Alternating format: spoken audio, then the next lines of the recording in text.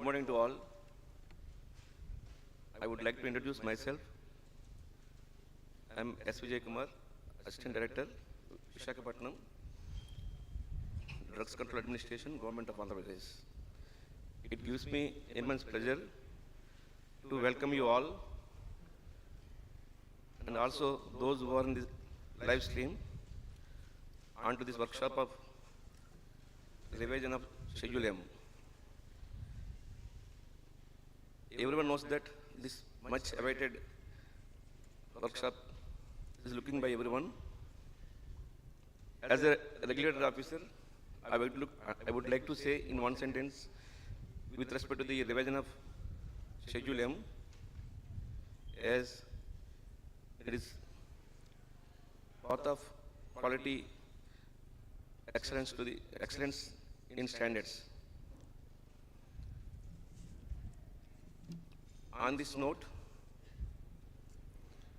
I would like to invite dignitaries. Now, I am requesting Chief Guest of today's workshop, Honorable Sri Dr. K. Raghuram Reddy Garu, IPS, Director General, Drugs and Corporate, Drugs Control Administration, Government of Andhra Pradesh. Sir, is the moving spirit of Andhra Pradesh Drugs Control Administration. Sir, thank you very much, sir, for attending this workshop in spite of your hectic schedule, sir. Followed by special guest of honor and speaker, Dr. S. Reddy Garu, Joint Drugs Controller India, CDSCO, Government of India, Headquarters New Delhi, followed by guest of honor Sri M.B.R. Prasad sir,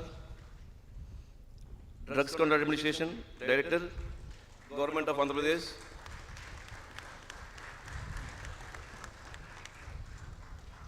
followed by guest of honor Sri A. Ramakishan sir, Deputy Drugs Control India, CDSCO, South Zone, Hyderabad, and followed by Sri J. Subbarao sir, Member, AP Drugs Manufacturers.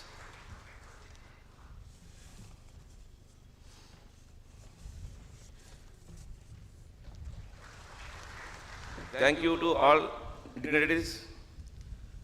Now I am requesting members from AP Drugs Manufacturers, Laurus Labs, Divis, Arabindo, Dot Reddy's and Etero to offer flower bouquet and also memento. Requesting Laurus Labs representative to offer the bouquet to the chief guest, Sri Dr. K. Raghuram Reddy, IPS sir. Sri Girish sir, Senior Vice President of Laurus Labs, is on the dais.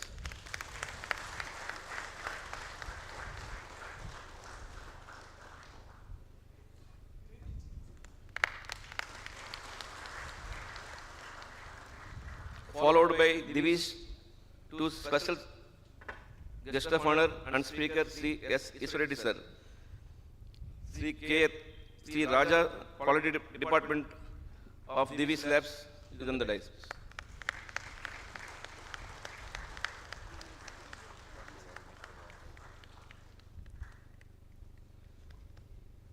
Followed by Arabindo to guest of honor, Sri M.B.R. Prasad sir. Sri P. Suryanarayana, General Manager of Arabindo Farm.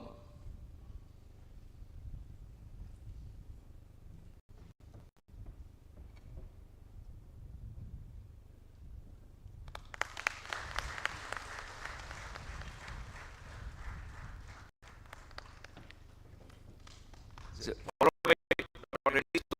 guest of honor,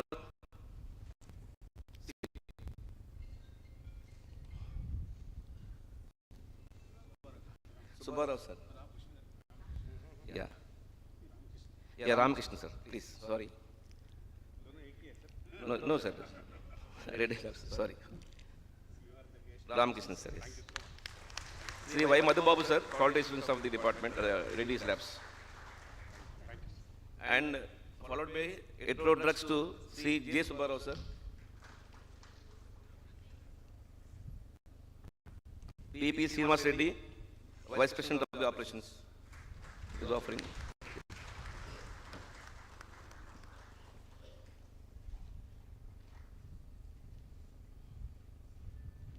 Thank you, dignitaries and manufacturers. Now,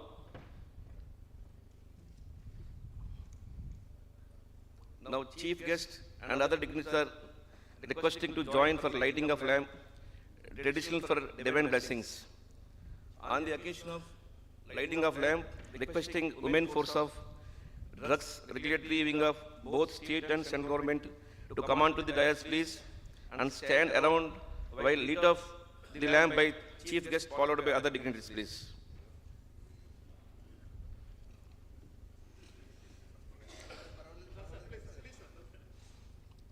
At this juncture, I would like to introduce Women Force, Srimati K. Rajita, Madam, Assistant Director, DCA, and Srimati Bhuvaneswari, Assistant Drugs Controller India, CDSCO, Visakhapatnam.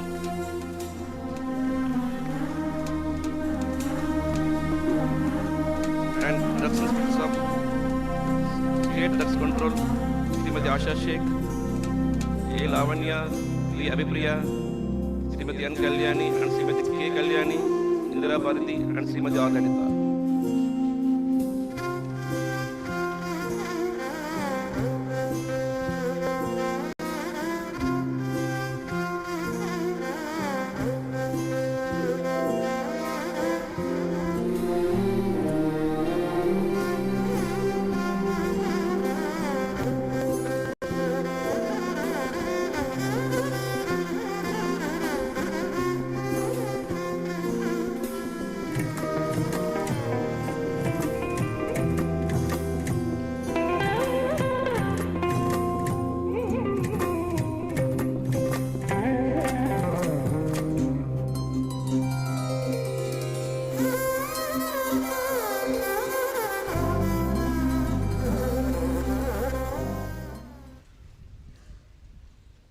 Thank you, sir and madams.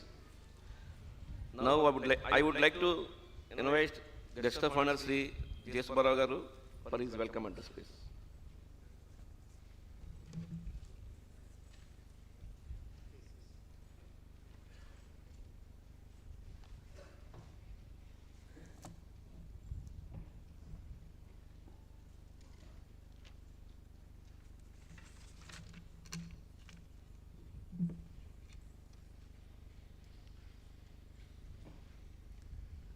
Dear distinguished guests on the dais and off the dais, very good morning and warm wishes on the occasion of exclusive workshop to create awareness on the changes taking place in Schedule M. We are fortunate enough to have this workshop at Visakhapatnam, which is being organized jointly by CDSCO and AP Drug Control Administration authorities. My deepest gratitude to Dr. K. Raghuram Reddy Garu, IPS Director General, AP Drug Control Administration, and Dr. Ishwar Reddy Garu, Joint Drug Controller of India, CDSCO, Sri MBR Prasad Garu, Director, AP Drug Control Administration, and Sri Ramakrishna Garu, DDCI, CDSCO, both Hyderabad, Telangana and AP, and all other team members of CDSCO, and APDCA for their tremendous efforts for making this happen at Vizag. My warm greetings to all the participants of this workshop in the vibrant land of Vizag.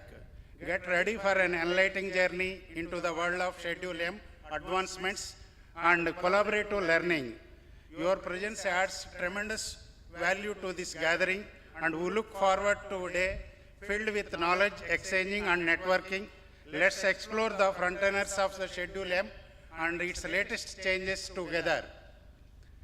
Engage in insightful discussions, gain the knowledge, and forge the connections that that transcend boundaries. May this workshop be a catalyst for new developments and collaborations, fostering a brighter future for the pharmaceutical sector. If you see currently, there are 336 pharma industries in Andhra Pradesh and operating in Andhra Pradesh. Out of this, 111 industries are having WHO GMP certification. Total direct employment of the sector is approximately 2.5 lakh employment, and indirect employment around 10 lakh people is depending on this sector.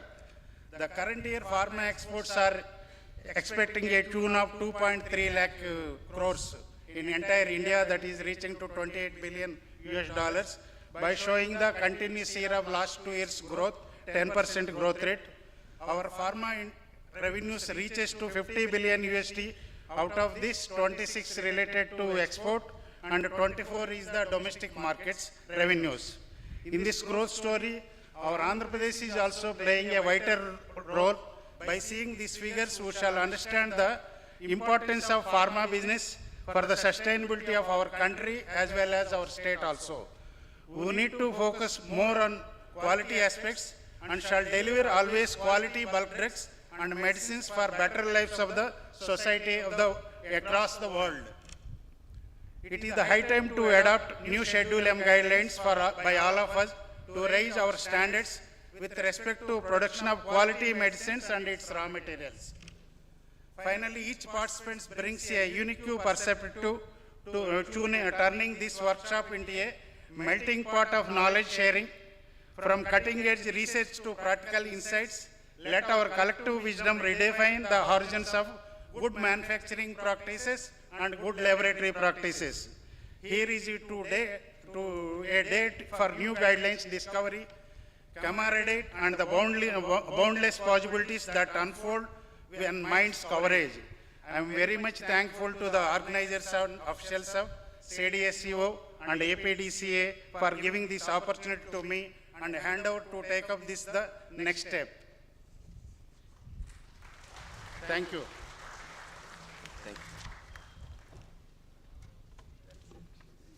Thank you, sir. Now, I would like to invite Guest of Honor, Sri A. Ramakrishnan, sir, for address on this workshop.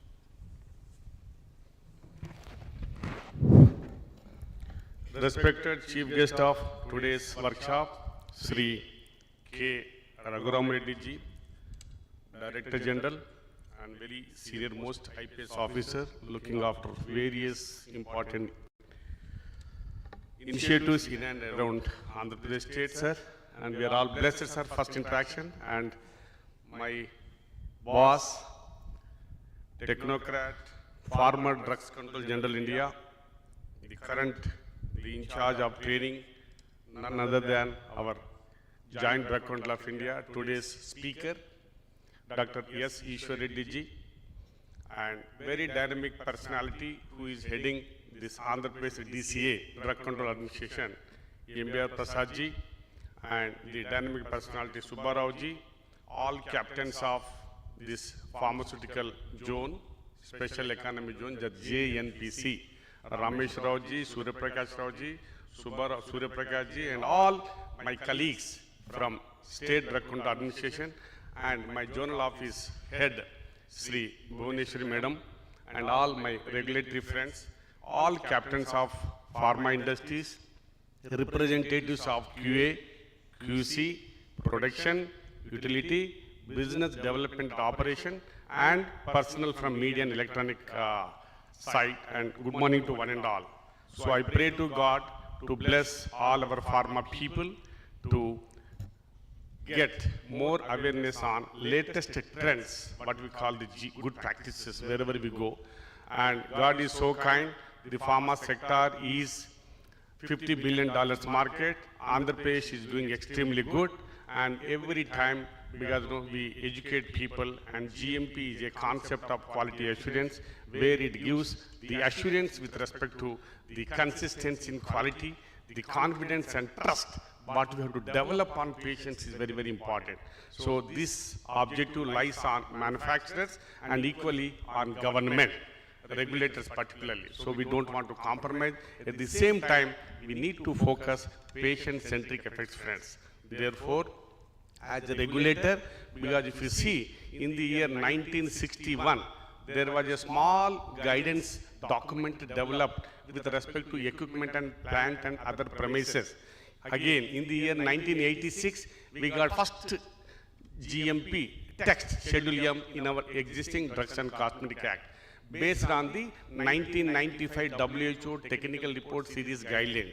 After that, again, we got 2001 Schedule M, which was effectively implemented from 10th December 2001 for new facilities. And we have given 4 years breathing time to existing manufacturers, which was implemented effectively from 5th January 2004.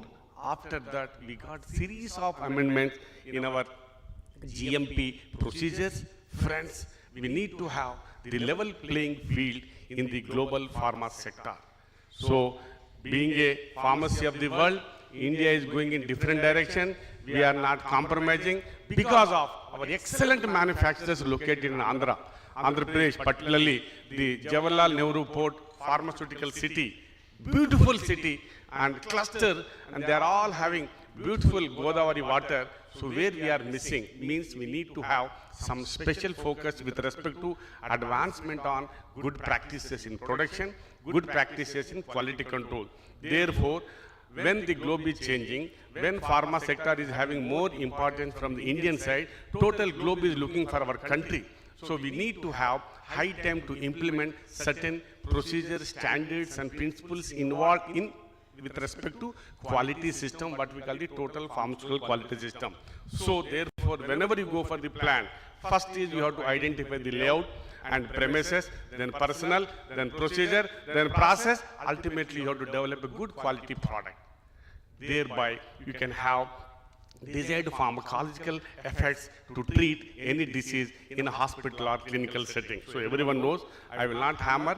My colleague will definitely brief you in a palatable way what are the important changes took place, which was established in new draft already circulated to all captains of the pharma sector across the country. The main GSR 999, which was published on 5th October 2018. Already we got the all important comments across the globe, and India is going to implement that. So our main objective is to disseminate the knowledge with respect to the important proposed amendment of Schedule M published in 2018. Sir is going to give important input, sir.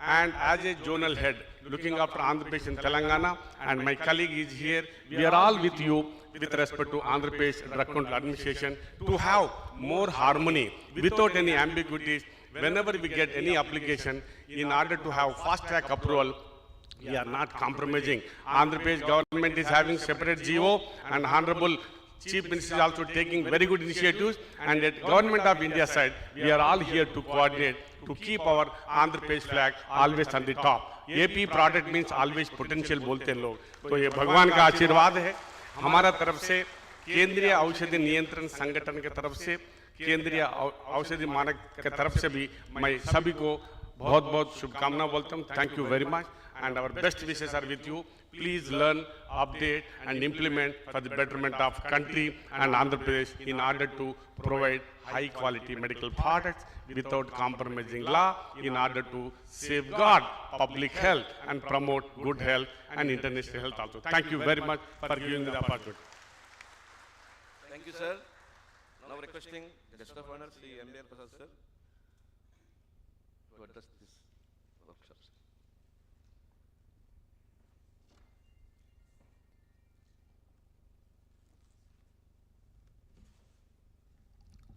Good morning to all of you.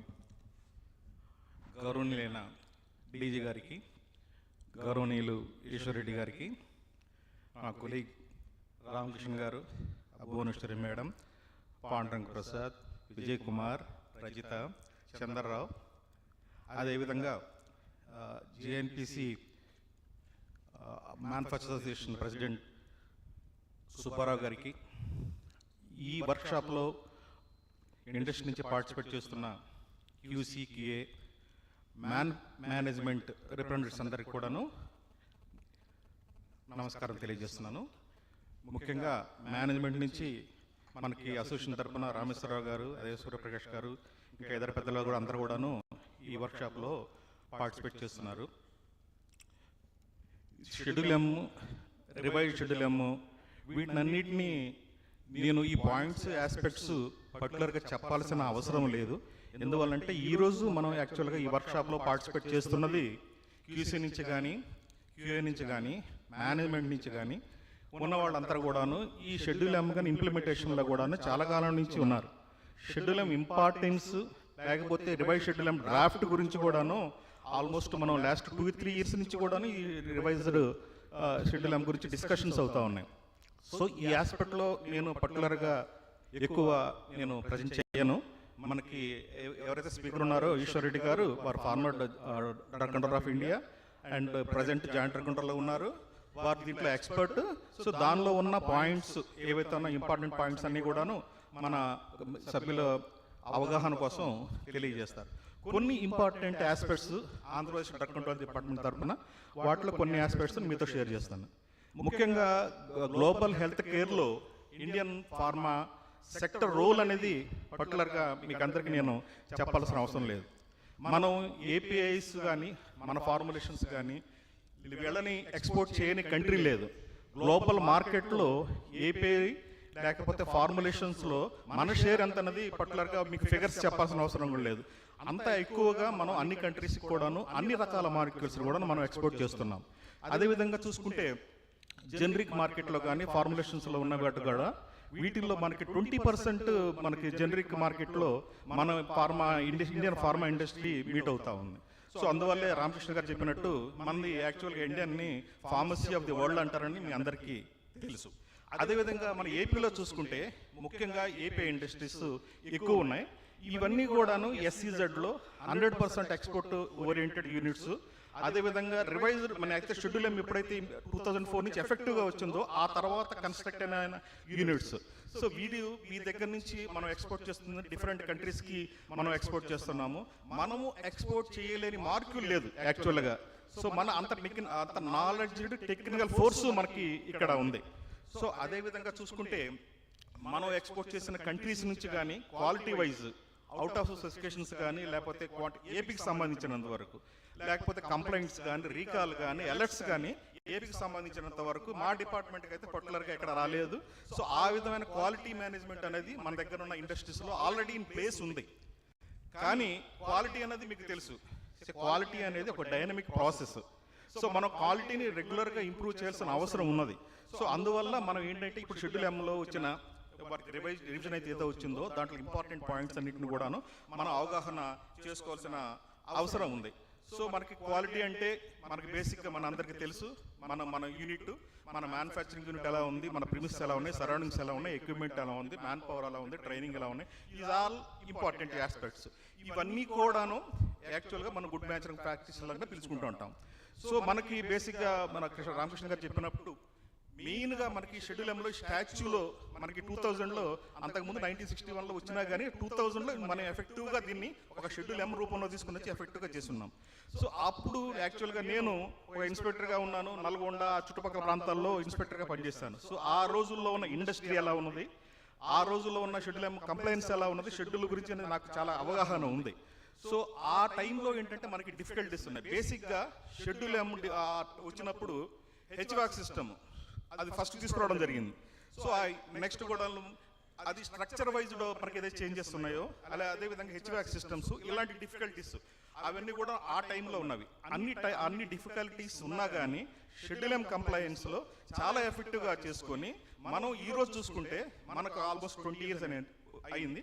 ఈరోజు చూసుకుంటే మన units అన్ని కూడాను schedule ఎమ్ compliance చాలా వరకు ఉన్నాయి.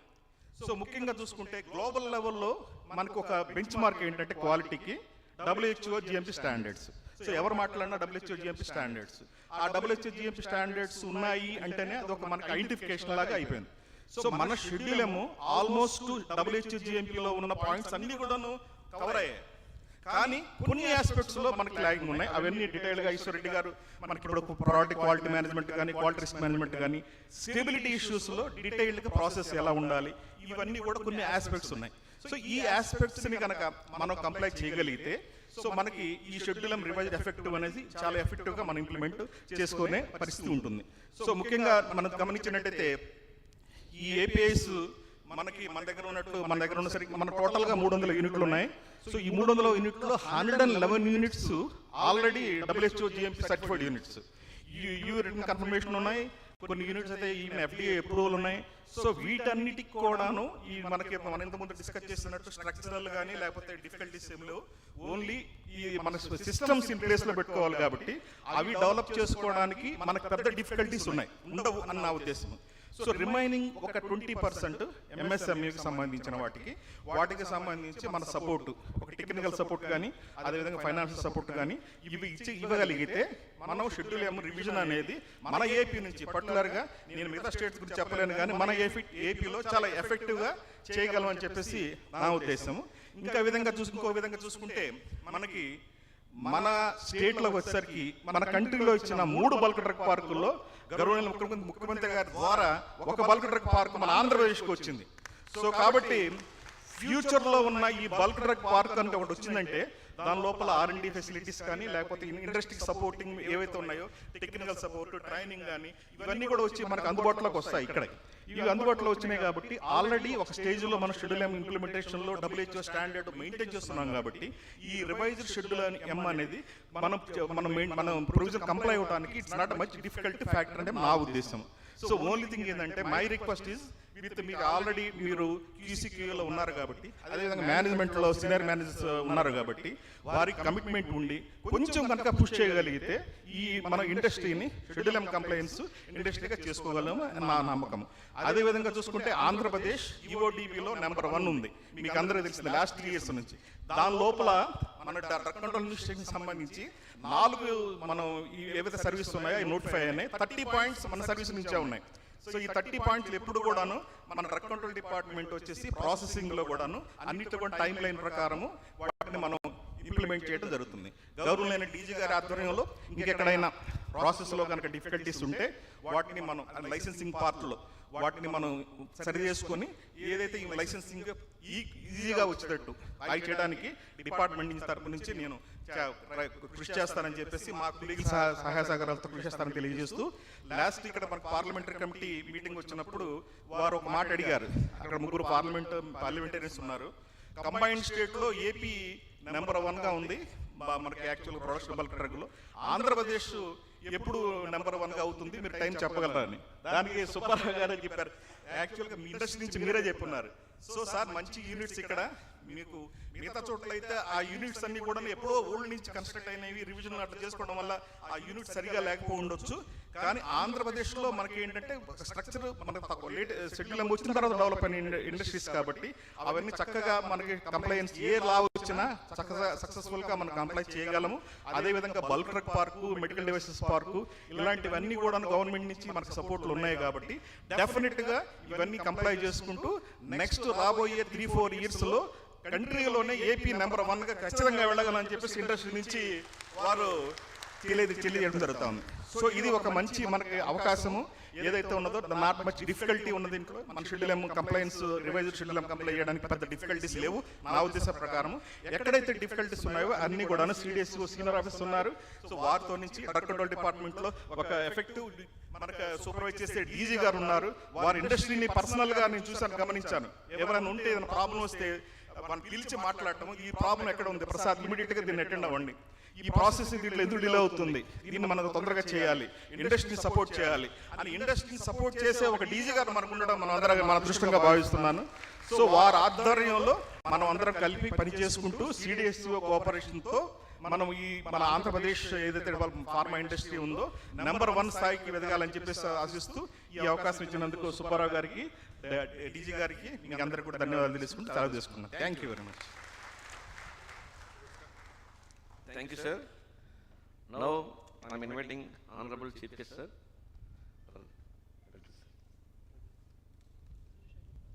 After presentation, sir.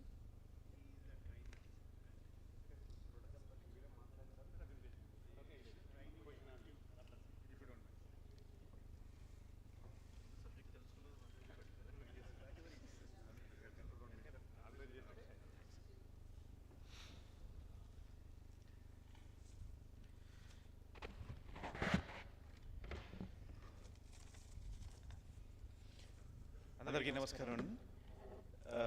ఈరోజు workshop on revision of schedule M ప్రోగ్రామ్కి విచ్చేసినటువంటి doctor S Eshwar Reddy garu, joint drug control of India CDSCO, doctor A Ramakrishna garu, deputy drug control of India CDSCO, Shri J Subbarao garu, member of AP drug manufacturers, Shri MVR Prasad garu, director drug control administration Andhra Pradesh, drug control administration నుంచి వచ్చినటువంటి ఇతర అధికారులు, manufacturers తరఫున వచ్చినటువంటి representatives అందరికీ నా నమస్కారం. ఈ ప్రోగ్రామ్ ఒక విధంగా నాకు ఒక మంచి అవకాశం, ఎందుకంటే ఇన్ని రోజులు జస్ట్ లెటర్ హెడ్స్ ద్వారానో లేకపోతే సంతకాల ద్వారానో పరిచితమైనటువంటి వ్యక్తులను ఈరోజు డైరెక్ట్గా చాలామందిని చూడడం జరుగుతుంది. సో హోప్ఫుల్లీ అంటే ఈ ప్రోగ్రామ్ అయిన తర్వాత కూడా నేను అందుబాటులో ఉంటాను. I will be available to interact if any pressing issues are there. So 2-3 points నేను చెప్పాలనుకున్నది. In fact this program is as much an education to me as much it is for the manufacturers. ప్రొసీజరల్గా లీగల్గా వచ్చేటువంటి మార్పులు మనం చేపట్టవలసినటువంటి చర్యలు, వీటన్నిటి మీద ఎప్పటికప్పుడు అప్డేట్ అవుతూ ఉండాలి. సో ఆ విధంగా ఈ ప్రోగ్రామ్ అనేది మీకెంత ఉపయోగం, మాకు కూడా అంతే ఉపయోగం. మ్యానుఫ్యాక్చరర్స్కి ముఖ్యంగా నా విజ్ఞప్తి ఏంటంటే, మీరు బిజినెస్ ఏరియాలో ఉన్నారు, బిజినెస్లో సక్సీడ్ అవ్వాలి అన్న తపన మీలో ఉంటుంది, టర్న్ ఓవర్ పెంచుకోవాలని చెప్పి, ఎక్స్పాండ్ కావాలని. సేమ్ అదే లైన్స్లో కూడా మన స్టేట్కి ఉపయోగపడే విధంగా ఇక్కడ ఎవరైతే లోకల్గా మ్యానుఫ్యాక్చరింగ్ యూనిట్స్ హెడ్స్ ఉన్నారో మీ కార్పొరేట్ బాడీస్ని ఇంప్రెస్ చేసి మనకున్నటువంటి వనరులు, అంటే శ్రీకాకుళం నుంచి నెల్లూరు జిల్లా ఎండ్ వరకు, అంటే ఇప్పుడు తిరుపతి అవుతుంది, తిరుపతి జిల్లా ఎండ్ వరకు మనకి విస్తారంగా ఉన్నటువంటి సముద్ర తీర ప్రాంతం, మనకున్నటువంటి పోర్ట్స్ కానీ, మనకు ఇప్పుడు కొత్తగా వస్తున్నటువంటి ఎయిర్పోర్ట్స్ కనెక్టివిటీ, హైవేస్, ఇక్కడి నుంచి ఇంపోర్ట్స్ తెప్పించుకోవడానికి కానీ ఎక్స్పోర్ట్ చేయడానికి ఉన్నటువంటి ఫెసిలిటీస్ కానీ, తర్వాత ఇక్కడ ఉన్నటువంటి అడ్మినిస్ట్రేటివ్ సపోర్ట్, ఎప్పటికప్పుడు మీకు క్లియరెన్సెస్ రావడంలో కానీ లేదా వేరే ఫెసిలిటేషన్స్ ఏమైనా కావాలన్నా సరే ఇక్కడ లభిస్తున్నటువంటి సపోర్టు, ప్లస్ ఇక్కడ లోకల్గా ఉన్నటువంటి స్టూడెంట్స్, పొటెన్షియల్ ఫార్మసీ వైపు నుంచి కానీ అదర్ అడ్మినిస్ట్రేటివ్ ఫీల్డ్స్లో కానీ skilled labour, non skilled labour availability, ఇటువంటి పాయింట్స్ అన్ని కూడా మీరు ప్రొజెక్ట్ చేసి ఇక్కడ ఉన్నటువంటి మ్యానుఫ్యాక్చరింగ్ కెపాసిటీని ఇంకా పెంచాలి, ఇక్కడ ఉన్నటువంటి మన యంగ్ జనరేషన్కి మరిన్ని జాబ్స్ కల్పించాలని చెప్పేసి మనస్ఫూర్తిగా కోరుకుంటున్నాను. మీకు ఏ విధమైనటువంటి సపోర్ట్ కావాలన్నా సరే మేము కంపల్సరీ అవైలబుల్గా ఉంటాం. సారీ, ప్రొసీజర్స్ కొన్ని చేంజ్ అయ్యేటప్పుడు కొన్ని ఇబ్బందులు ఉంటుంటాయి, కొన్ని ఇబ్బందులు ఉంటాయి. అంటే మీరు ఫాలో అవుతున్నటువంటి ప్రాక్టీసెస్ కొన్ని ఉండొచ్చు, మా స్టాఫ్ కూడా అప్డేట్ కావాల్సినటువంటి పరిస్థితి ఉండొచ్చు. సో కొంత కాన్ఫ్లిక్ట్ వచ్చినా వాటిని త్వరితగతిన రిజాల్వ్ చేసుకుని మేము తొందరగా మీకు కావాల్సినటువంటి క్లియరెన్స్ ఇప్పించేటువంటి రెస్పాన్సిబిలిటీ డ్రగ్ కంట్రోల్ అడ్మినిస్ట్రేషన్ తీసుకుంటుంది. అయితే bureaucratic overview or red tape, మీరు ఫైల్ పెట్టిన తర్వాత రోజుల తరబడి ఆ పేపర్ ఎక్కడికి వెళ్ళింది, ఏ ఆఫీసర్ దగ్గర ఉంది, ఆఫీసర్ టు ఆఫీసర్ పర్సీవ్ చేసుకోవడం, ఈ office file number so and so ఉంది, క్లియర్ చేసి పెట్టండి, మా దగ్గర ఈ కంప్లైన్స్ డిఫెక్ట్స్ ఉన్నాయి అని రిపోర్ట్ వచ్చింది, మేము కంప్లై అయ్యాము. సో ఇటువంటి paper work or bureaucratic red tape ఏదైతే ఉందో దాన్ని తొలగించాలి అంటే రానున్న రోజుల్లో మనం కొంత టెక్నాలజీని కూడా అడాప్ట్ చేసుకోవాల్సిన అవసరం ఉంది. ఇండస్ట్రీ పరంగా ఆల్రెడీ ఫారిన్ కంట్రీస్లో అడాప్ట్ చేసుకుంటున్న బ్లాక్ చైన్ టెక్నాలజీ లాంటివి మన దగ్గర పెట్టుకున్నట్టయితే all forms of documentation, right from import of raw material, employees, sorry, అక్కడ ఫాలో అవుతున్న ప్రొసీజర్స్, ఇప్పుడున్నటువంటి డేటా లాగర్స్తో ఈవెన్ టెంపరేచర్ ఎంత మెయింటైన్ చేస్తున్నారు, విండ్ ఫ్లో, ఎయిర్ ఫ్లో ఏ విధంగా ఉంది, ప్యూరిటీ, మీరు చేసేటువంటి టెస్టులు ఎటువంటి మ్యానిపులేషన్ లేకుండా స్ట్రైట్ అవే దాని ఫిడిలిటీ అనేది ప్రిజర్వ్ అవుతుంది. ఇవన్నీ మెయింటైన్ చేయాలి అంటే మనకి అందుబాటులోకి వస్తున్నది, విదేశాల్లో ఆల్రెడీ అడాప్ట్ చేసుకుంటున్నది బ్లాక్ చైన్ టెక్నాలజీ అనేది ఉంది. సో ఇండస్ట్రీ దీనికి గేరప్ అయినట్టయితే ఇన్ఫ్యాక్ట్ మీ దగ్గర ఒక ప్రాసెస్ జరుగుతుంది, ఒక ప్రోడక్ట్ సంబంధించినటువంటి స్టెబిలిటీ డేటా కానీ లేదా దాని స్టడీస్ పలానా స్టడీస్ కానీ రిఫరెన్స్ స్టాండర్డ్స్ మీరు చేసిన టెస్టులు కానీ ఏమైనా ఉన్నాయంటే దాన్ని మీరు పేపర్ రూపంలో తీసుకొచ్చి డ్రగ్ కంట్రోల్ అడ్మినిస్ట్రేషన్కి ఇవ్వాల్సిన అవసరం లేకుండా స్ట్రైట్ అవే అదొక సిస్టంలో అందరికీ అందుబాటులో అంటే కన్సర్న్డ్ అథారిటీస్కి అందుబాటులో ఉండే సిస్టంలో దానికంతా అది ఆటోమేటిక్గా అప్డేట్ అవ్వడానికి ఛాన్స్ ఉంటుంది. దాన్ని మీరు మ్యానిపులేట్ చేయలేరు. అక్కడ దానిలో ఉన్నటువంటి రిపోర్ట్స్ ఏవైతే ఉన్నాయో దాని మీద కంప్లీట్ కాన్ఫిడెన్స్ అనేది అడ్మినిస్ట్రేషన్ కూడా ఉంటుంది. కాబట్టి సో మ్యానుఫ్యాక్చరర్స్ అందరూ కూడా దీని మీద దృష్టి సారించాల్సిన అవసరం ఉంది. నెక్స్ట్ మ్యానుఫ్యాక్చరింగ్ నుంచి up to the end point of the supply chain అంటే రీసెంట్గా కొన్ని ఇంటరాక్షన్స్లో చూసినప్పుడు ముఖ్యంగా వ్యాక్సిన్స్ని తీసుకున్నట్టయితే వ్యాక్సిన్స్ని మనకి మ్యానుఫ్యాక్చరింగ్ పాయింట్ నుంచి స్టేట్ లెవెల్ C&F పాయింట్ వరకు చాలా జాగ్రత్తగా తీసుకొస్తున్నారు మ్యానుఫ్యాక్చరింగ్ కంపెనీ వాళ్ళు ఒక ప్రత్యేకమైన వెహికల్స్ పెట్టుకుని డేటా లాగర్స్ పెట్టుకుని GPS పెట్టుకుని ఎక్కడ టెంపరేచర్ వేరియేషన్స్ లేవు, రూట్ డీవియేషన్ లేదు, కరెక్ట్గా చేరాల్సిన విధంగా చేరుకుంది అని తీసుకొచ్చిన తర్వాత వన్స్ C&F పాయింట్ దగ్గర నుంచి ఎటువంటి మానిటరింగ్ అనేది ఉండట్లేదు. ఇది ఒక పాయింట్. రెండు, very reputed companies, very fast moving products ఉన్న దగ్గర మనకి మార్కెట్లో అనేక స్పూరియస్ ప్రోడక్ట్స్, కౌంటర్ఫీటింగ్ ప్రోడక్ట్స్ అనేది రావడం జరుగుతుంది. అంటే బ్లడ్ ప్రెషర్ కంట్రోల్కి సంబంధించి కానీ కార్డియాక్ సంబంధించి సెగ్మెంట్లో ఈ మధ్యకాలంలో చాలా కౌంటర్ఫీట్ డ్రగ్స్ సంబంధించిన ఇష్యూస్ చూడడం జరిగింది. సో ఈ విధంగా కౌంటర్ఫీట్స్ వచ్చి ఆ కంపెనీ రెప్యుటేషన్ కానీ ప్రోడక్ట్ రెప్యుటేషన్ కానీ దెబ్బతినకుండా లేదా వాడుతున్నటువంటి పేషెంట్ హెల్త్ మీద చెడు ప్రభావం లేకుండా ఉండాలి అంటే కంపల్సరీగా కంపెనీ మ్యానుఫ్యాక్చరింగ్ పాయింట్ దగ్గర నుంచి వచ్చినటువంటి ప్రతి ప్రోడక్ట్ని కూడా ట్రాక్ అండ్ ట్రేసింగ్ మెకానిజం అనేది ఒకటి ఇంప్లిమెంట్ చేయాల్సి ఉంటుంది. అది ఇక్కడి నుంచి ఎక్స్పోర్ట్ చేసే విధాన ప్రొసీజర్లో అంటే మన SEZ నుంచి బయటికి వెళ్తే విదేశాల్లో ఉన్నటువంటి లాస్ట్ ఫార్మసీ రీటైల్ అవుట్లెట్కి వెళ్ళేంత వరకు ట్రాకింగ్ చేసుకోవడానికి మంచి సిస్టమ్స్ ఏర్పాటు చేసుకున్నారు. బట్ అదే వ్యవస్థల్ని మన దగ్గర అమలు చేయడం లేదు. సో ఇది కూడా రానున్న రోజుల్లో మ్యానుఫ్యాక్చర్స్ దృష్టి పెట్టుకుని end to end supply chain అనే దాన్ని జాగ్రత్తగా కాపాడుకోవాల్సిన అవసరం ఉంది. తర్వాత ఈ మధ్యకాలంలో సరైనటువంటి ప్రమాణాలు పాటించకపోవడం వల్ల మన దేశంలో ఉత్పత్తి అయినటువంటి ప్రొడక్ట్స్ బయటకు వెళ్ళడం, బయట కంట్రీస్లో మాస్ క్యాజువాలిటీస్ కావడం అనేది చూస్తూ ఉన్నాం.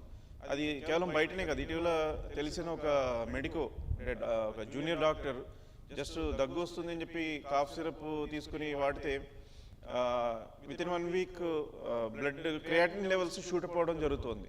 సో ఈ డైథిలీన్ గ్లైకాల్ కంటామినేషన్ అనేది కేవలం బయట దేశాలకు ఎగుమతి అయ్యేటువంటి ప్రొడక్ట్స్లోనే కాదు, ఈవెన్ ఇండిజినియస్ కన్జంప్షన్లో కూడా కనిపిస్తుంది అనేది మనకి తెలుస్తుంది. సో ఒక పేషెంట్ అనేవాడు ఏ కంపెనీ వాళ్ళు ఇక్కడ వైజాగ్ పరవాడలో మ్యానుఫ్యాక్చర్ చేస్తున్నారా లేకపోతే హిమాచల్ ప్రదేశ్లో మ్యానుఫ్యాక్చర్ చేస్తున్నారా అనేది అతనికి తెలియదు. అతను కేవలం ఆ కంపెనీ మెడిసిన్ మీద ఉన్నటువంటి కంపెనీ పేరుని దాని బ్రాండ్ మీద ఉన్నటువంటి విశ్వసనీయత బట్టే ప్రోడక్ట్ని యూజ్ చేస్తుంటారు. కాబట్టి దాన్ని దృష్టిలో పెట్టుకుని ప్రోడక్ట్ క్వాలిటీని ఎన్ష్యూర్ చేసుకోవాల్సిన బాధ్యత కూడా ఈ మ్యానుఫ్యాక్చర్స్ మీద ఉంది. సో ఈ షెడ్యూల్ ఎంకి సంబంధించినటువంటి చేంజెస్ అంటే అనేక ఇష్యూస్ మనకు వస్తున్నాయి. మైక్రో లెవెల్లోకి మనకి నెక్స్ట్ మన స్పెషల్ గెస్ట్ గారు మాట్లాడతారు, డాక్టర్ ఈశ్వర్ రెడ్డి గారు మాట్లాడతారు. బట్ చేంజ్ అనేది it is a constant phenomenon. మనకి గ్లోబల్ ఎకానమీలో కానీ గ్లోబల్ స్టాండర్డ్స్లో కానీ వచ్చేటువంటి చేంజెస్ అనుసరించి మన దగ్గర ఉన్నటువంటి స్టాండర్డ్స్ మనము అప్డేట్ చేసుకోవాల్సిన అవసరం ఉంది. సో దానికి కొత్త కొత్త రెగ్యులేషన్స్ వస్తూ ఉంటాయి, దాన్ని మీరు దానికి అడాప్ట్ కావాల్సి ఉంటుంది, దానికి సంబంధించి మేము కూడా తెలుసుకోవాల్సి ఉంటుంది. కాబట్టి ఇటువంటి వర్క్షాప్స్ ద్వారా ప్రయత్నం అనేది కాన్స్టెంట్గా జరుగుతుండాలి. Finally I thank the organizers for putting together this programme.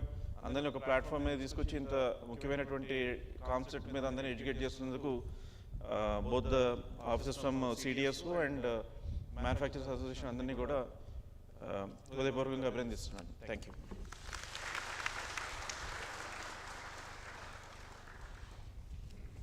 Thank you, sir, for sharing your words of wisdom and your valuable message to manufacturers and also regulatory officers with respect to the proposed revision of Schedule M. on par with the global requirements. Thank you, sir. Now, requesting key speaker on today's workshop, Dr. S. Reddy Garu, for presentation on the topic. And please announce the Q&A session. You, sir.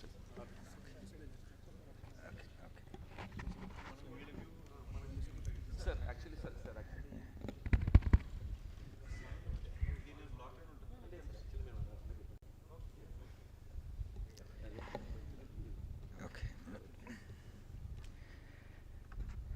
Respected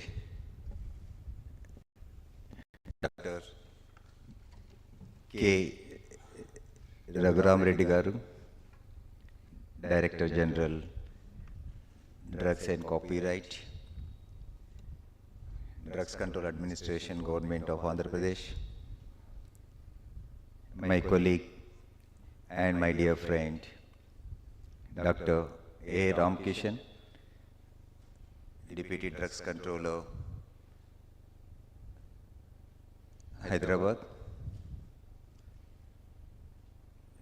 Sri M.B.R. Prasad Garu, Director, Drugs Control Administration, Government of Andhra Pradesh, Sri Subbarao Garu, Member, Andhra Pradesh Pharma Manufacturing Association, Shri Panduranga Prasad Garu, Joint Director, Rameshwar Garu, Surya Prakash Garu, my colleague Shri Bhuneshwari, and my all regulatory colleagues from Government of Andhra Pradesh and CDSCO, and all my dear participants, those who are physically present here and those who have joined through online. For all of you, my hearty and warm welcome to you, and very, very good morning to all of you.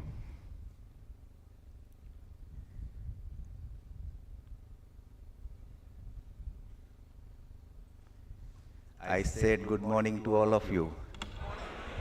Oh my God, I thought mic is not working. Thank you. First of all, let me congratulate the Andhra Pradesh Drug Control Administration under the dynamic leadership of Dr. K. Raghuram Reddy Garu and their entire team for organizing such a wonderful workshop on revision of Schedule M with the kind support from Andhra Pradesh Manufacturers Association. And my special thanks to Mr. Vijay Kumar, who is backbone of this entire program. So give a big hand to him. See, always in any organization we have a good number of people available to give advice, but very few people are to implement that advice. So thanks to you for actively participating and ensuring the successful conducting of this workshop. And I am here in front of you to give brief idea about what is the objective of this workshop and why we are here, and end of the day, what is the expected outcome of this workshop? What actually you carry from this workshop? You almost spending one full day here, I mean at till end of the lunch. So from your busy schedule, everybody is busy with day-to-day or schedule, but still you are here, and I am sure you will carry a lot of the knowledge and information from this workshop. So before I'll start my presentation, just I would like to briefly inform about this workshop, about this objective. As you know, the Government of India has already published draft notification, as Dr. Ramkishan said rightly, the 5th October 2018. 2018.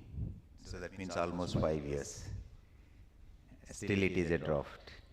And The final notification is yet to be published. We are expecting in this month probably the final notification is going to be published. And you may be having concern or doubt that before publication of this notification, what is the objective of conducting this workshop? You may be thinking that you don't know what is the final version. You don't know what is the final outcome of this revised schedule M, why the government is organizing this type of programs well in advance. Friends, this revised schedule M was prepared in consultation with the various associations and the stakeholders. And manufacturing associations have some reservations about the schedule M initially.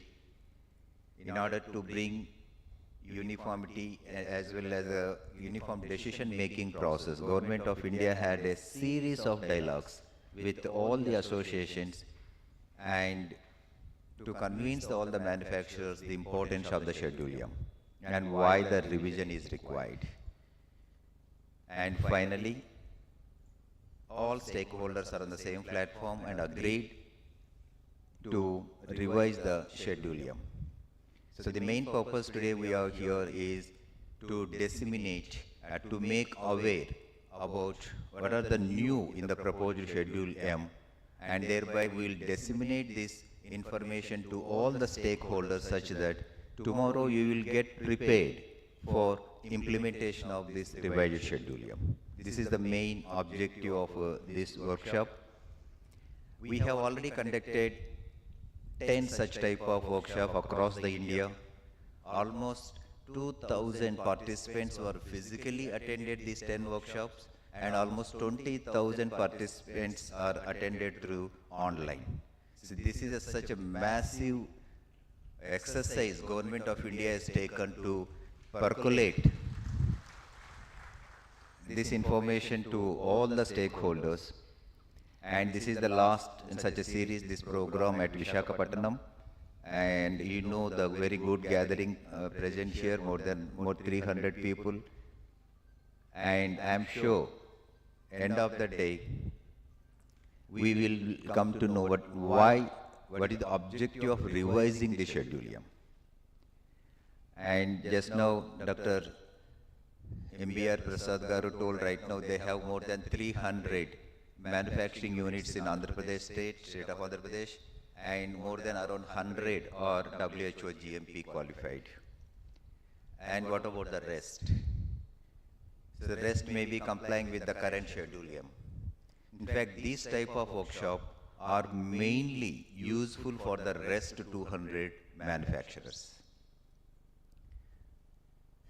Fortunately, this area in Visakhapatnam, most of the manufacturers, you may be complying with not only the local standards, you may be complying with the international standards also as per your market demand.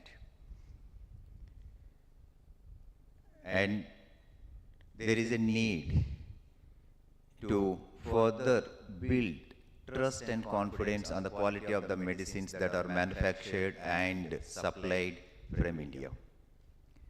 As our chief guest, Dr. Raghuram Reddy Garu said rightly, there are some incidences happen globally and also in India about certain categories of products, especially cough syrups, which really tarnished our image.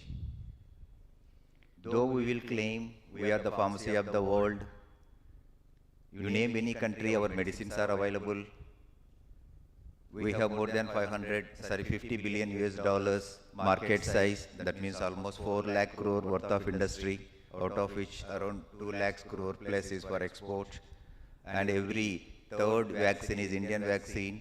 We are the third biggest volume and we are the 10th in the value. We have so many feathers in our cap. But if any one black feather is there, out of 100 good feathers, everybody will see only that black feather. Whatever we are supplying very good quality of medicines globally, but still any one such incident is sufficient to tarnish our image. We are very good in pharma Because of you name, as I said earlier, you name any country, our medicines are there. We are not supplying just to the underdeveloped countries. Our more than 60% of our exports is going to the highly regulated markets, like USA, European Union, Australia, or, Canada and Japan. More than our 60% are exported because of mainly two reasons. One is because of our quality, and second is because of affordability. That is the reason we are globally exist everywhere. But there are so many competitive countries looking at India to take this opportunity. Whatever mistakes, errors we will make, the other countries are going to be utilize this very effectively. And just now I came to know from the Mr. Rameshwar Rao and Surya Prakash that it is happy to learn from them is that they recently held in CPHI more than 60% of the CPHI area, it is occupied by the Indian companies. See, that means we have such a great visibility and great importance across the globe.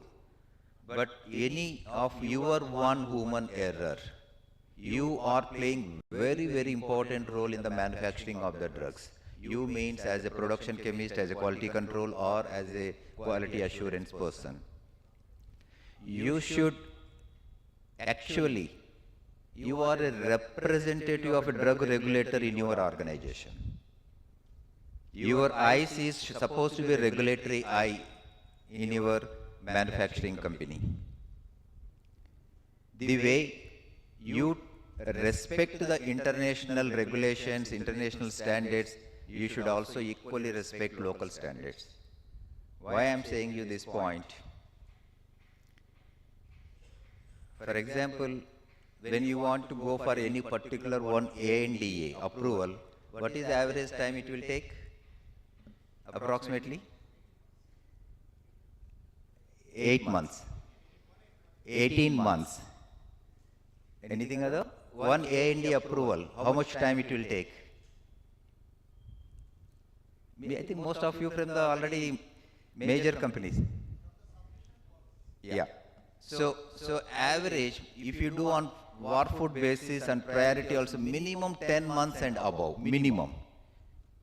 One ANDA approval. But when you want any additional permission for local manufacturing, how much time you give it to the regulators, how much time you are spending? To whom you are respecting? The person sitting outside the India, the medicines you are supplying to outside, you are giving more respect rather than your officer, those who are sitting in front of you. Here you come and ask for the additional product permission. Thanks. Earlier it was taking months. It was come down to weeks. Now you are asking in hours. Sometimes I see you have not submitted application also. Still you expect that, sir, my approval is still yet to come from you. When seriously they will ask you, where is your application? Okay, I thought, sir, my person is already submitted. Please understand what you are doing. The same ANDA, you spend 10 months for the development of your product, for conducting the stability studies, for conducting the validations, for conducting the BABE. You comply all the requirements. When it comes for the India, when it comes for additional product permission for you, are you really developing or really having all this data? Though this data is mandatory as per the Indian regulation also. I am not saying that it is not mandatory, still we are asking. In both the countries, the data is same data, same mandatory requirements, but how much respect we are giving? Why? This is the time has come, we have to think ourselves. So that is the reason, if you see the entire regulation of new revised Schedule M, the objective of bringing the Schedule M is, the Schedule M is going to be fix the responsibility of the manufacturer, fix the responsibility of the senior management working in the organization. Now you are not left for any choice. If you are a head of the production, if you are the head of the quality control, you are responsible for the quality. It is not the just management. So in the guidelines, it is clearly prescribed under the principles of the GMP is the key management personnel or key head personnel working in the organization are responsible for the quality. So I will give the detailed presentation what is the existing Schedule M and what is the proposed Schedule M. So friends, we are doing, 90-95% of units are really doing very good job. But because of some black sheeps in the manufacturing side are really damaging the image of the Indian pharmaceutical industry. So regulator may not able to 24 hours present in your organization, but you are there 24 hours in your company. It is you are the responsible. That's why indirectly the proposed regulation says that the head of the production or quality or head of the QA or head of the quality heads, you are as good as a regulator. That means you are taking all responsibility on your shoulder to ensure consistency in the quality of the product. Though as a regulator, we will generally monitor the quality of the product. If you ask me frankly, as a regulator, we are not responsible for the ensuring the quality. It is you manufacturer responsible for ensuring the quality of the product. If the regulator is responsible for ensure means, if any manufacturer's product in particular area is failed, then the first person should be prosecuted is the drug inspector, not the manufacturer, because he is the responsible for that particular area, particular company. So actions are taken against the manufacturer. That means you are responsible for the quality. As a regulator, we will monitor the quality of the product. How we are monitoring? We will draw the sample from the market. But it may not necessarily represent the entire products available in the market. You may be knowing we are drawing approximately 1 lakh samples per annum by all states as well as the CDSCO. Out of 1 lakh, you know how much percentage of NSQs in India? Not of standard quality? Is there any not of standard quality, or in India there is no not of standard quality at all? There are. Why? Whose mistake it is? So we have approximately 5% of not of standard quality, an average, maybe some little higher in the public institution supply, and if there are more samples from the village level, the NSQs will be higher. But if you see 2 lakh crore worth of the medicines what we are selling in India, if it is 5% is NSQ, if you convert this 5% into the value wise, that means around 10,000 crores rupees worth of medicines what were manufactured, sold and consumed don't have any effectiveness. Every year 10,000 crores worth of money we are putting in a drainage. You know that? The 5% means what? It looks like very simple figure, but if you convert this into economic perspective, convert this 2 lakh crore worth of medicine consumed in India, the 5% of NSQ, 10,000 crores. It's not a simple money. And the 10,000 crores is a direct economic loss. And what is indirect economic loss? You know meaning of indirect economic loss? See, for example, I consumed NSQ. If I am suffering with any small, say, for example, cold, cough, which I spend 100 rupees for the medicine, if the product has not given any efficacy for me, it is not effective for me, so instead of 100 rupees, what I supposed to get a relief, if it is not got relief, then I may need to get hospitalized, where I had to spend maybe 10,000, 20,000 rupees, which is also affecting on my economy and the country economy.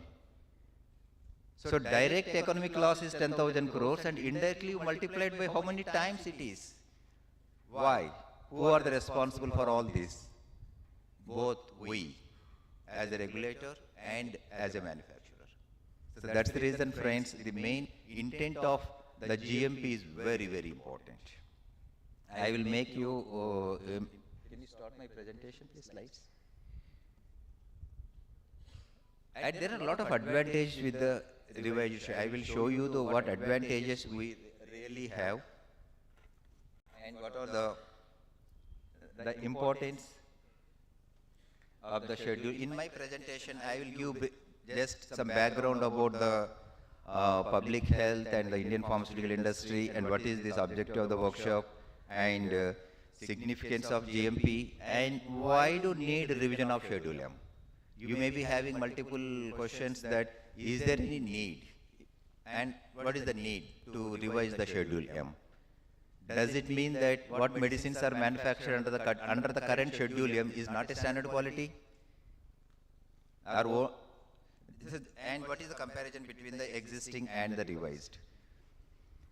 Friends, as I said just now, drugs plays very, very important role in the public health care.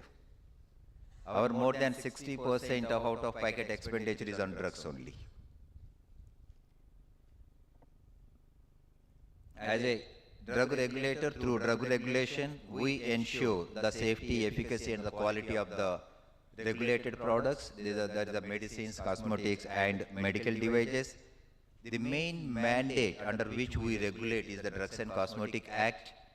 The preamble of the Act says it is to regulate, import, manufacture, sale and distribution of drugs, cosmetics and medical devices.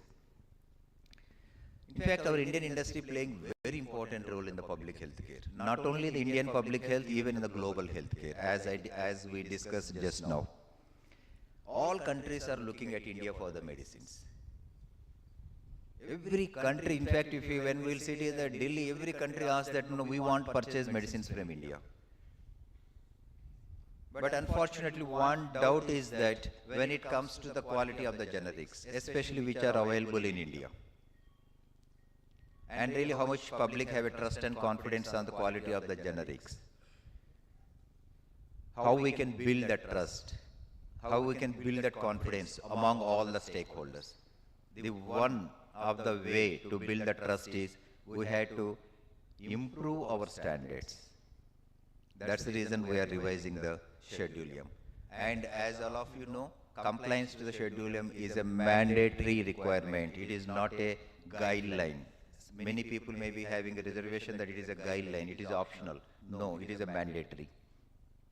I think this already I explained to you, the main objective of the workshop.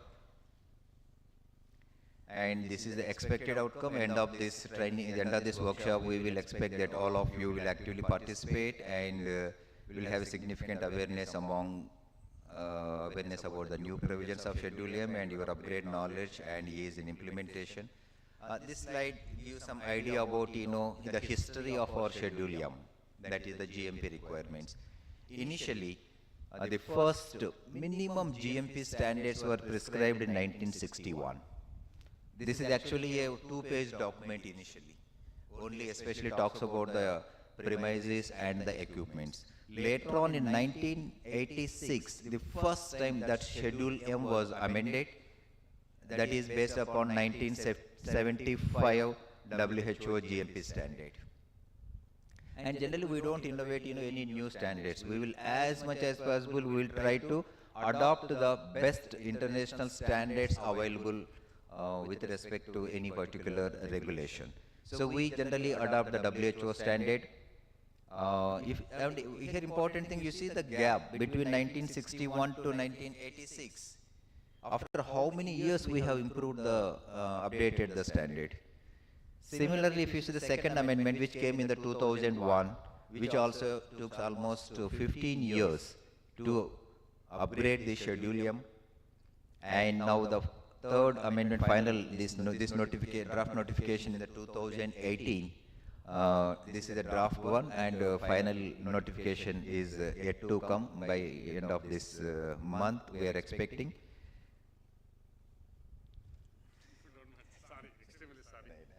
We are with you and we are with industry because you understand. Huh? Thank you so much. Thank you, Ramkishan. So he has a flight to leave. Thank you, Ramkishan, for joining. And you may be knowing the term called CGMP? Have you heard about CGMP? What is C stands for? Current. Why it is current?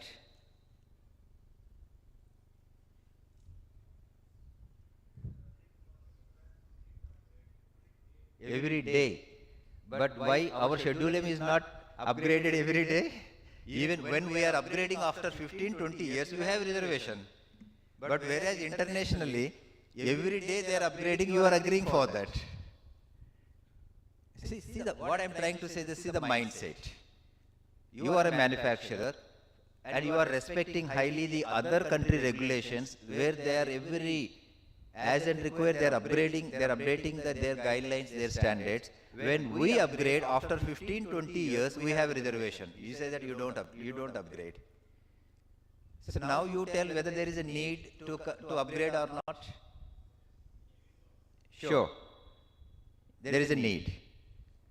So that means there is also need to respect the Indian regulations also the way you respect to the international regulations. Definitely. Similarly, you should also respect the Indian regulators the way you respect the international regulators. Sure?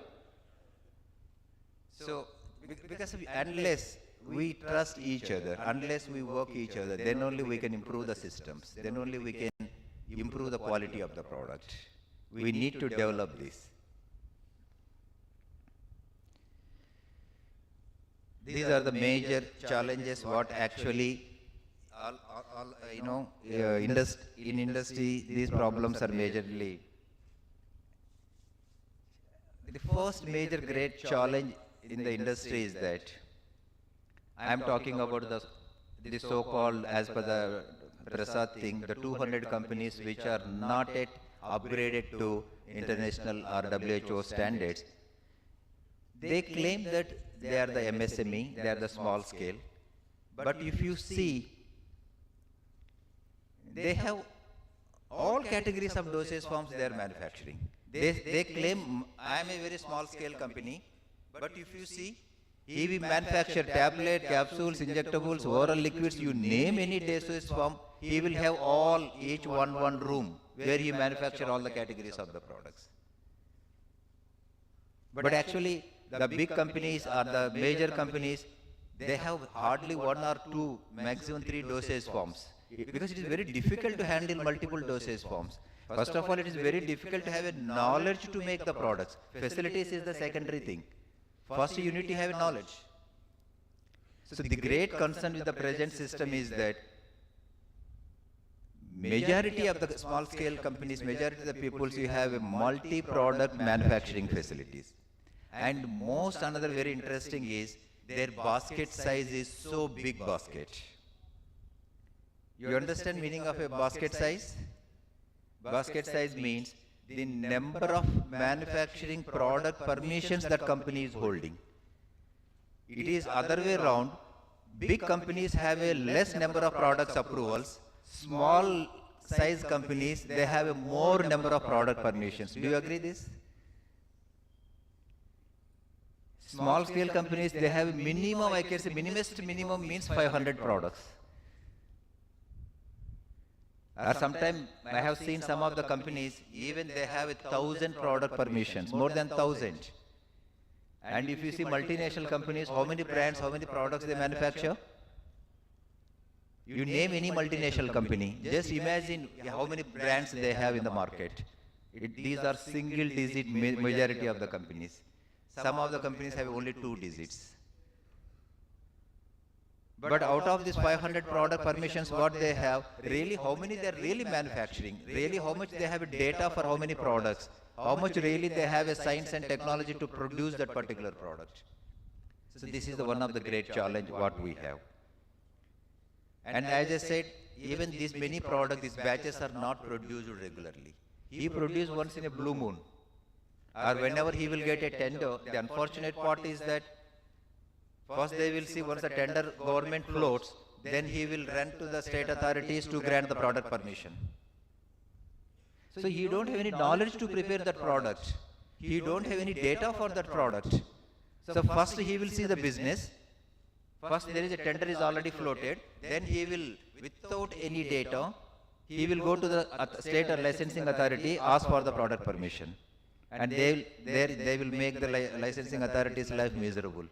You are taking lot of time, they will do lot of comparison. Particular state is giving the permission without this data, but you are asking so much of data for me, and you are not pro-industry, or you are not supporting the industry.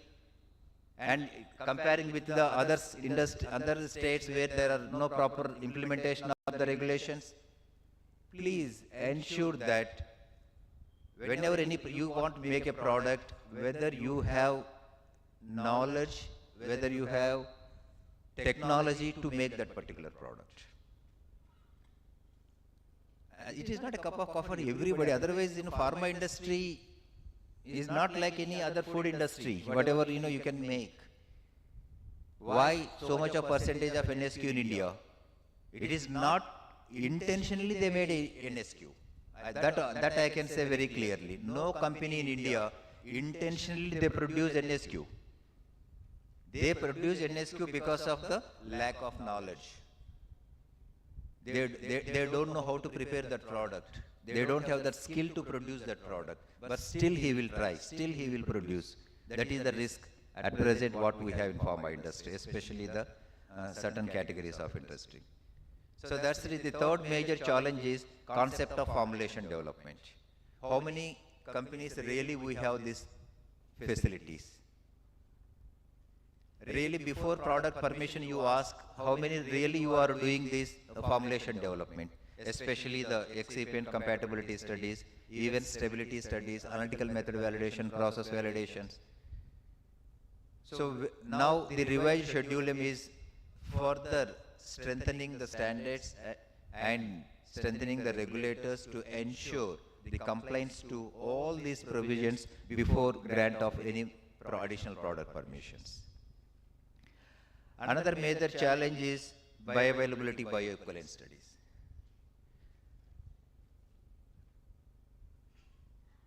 Unfortunately, in India, we define quality in a very different perspective.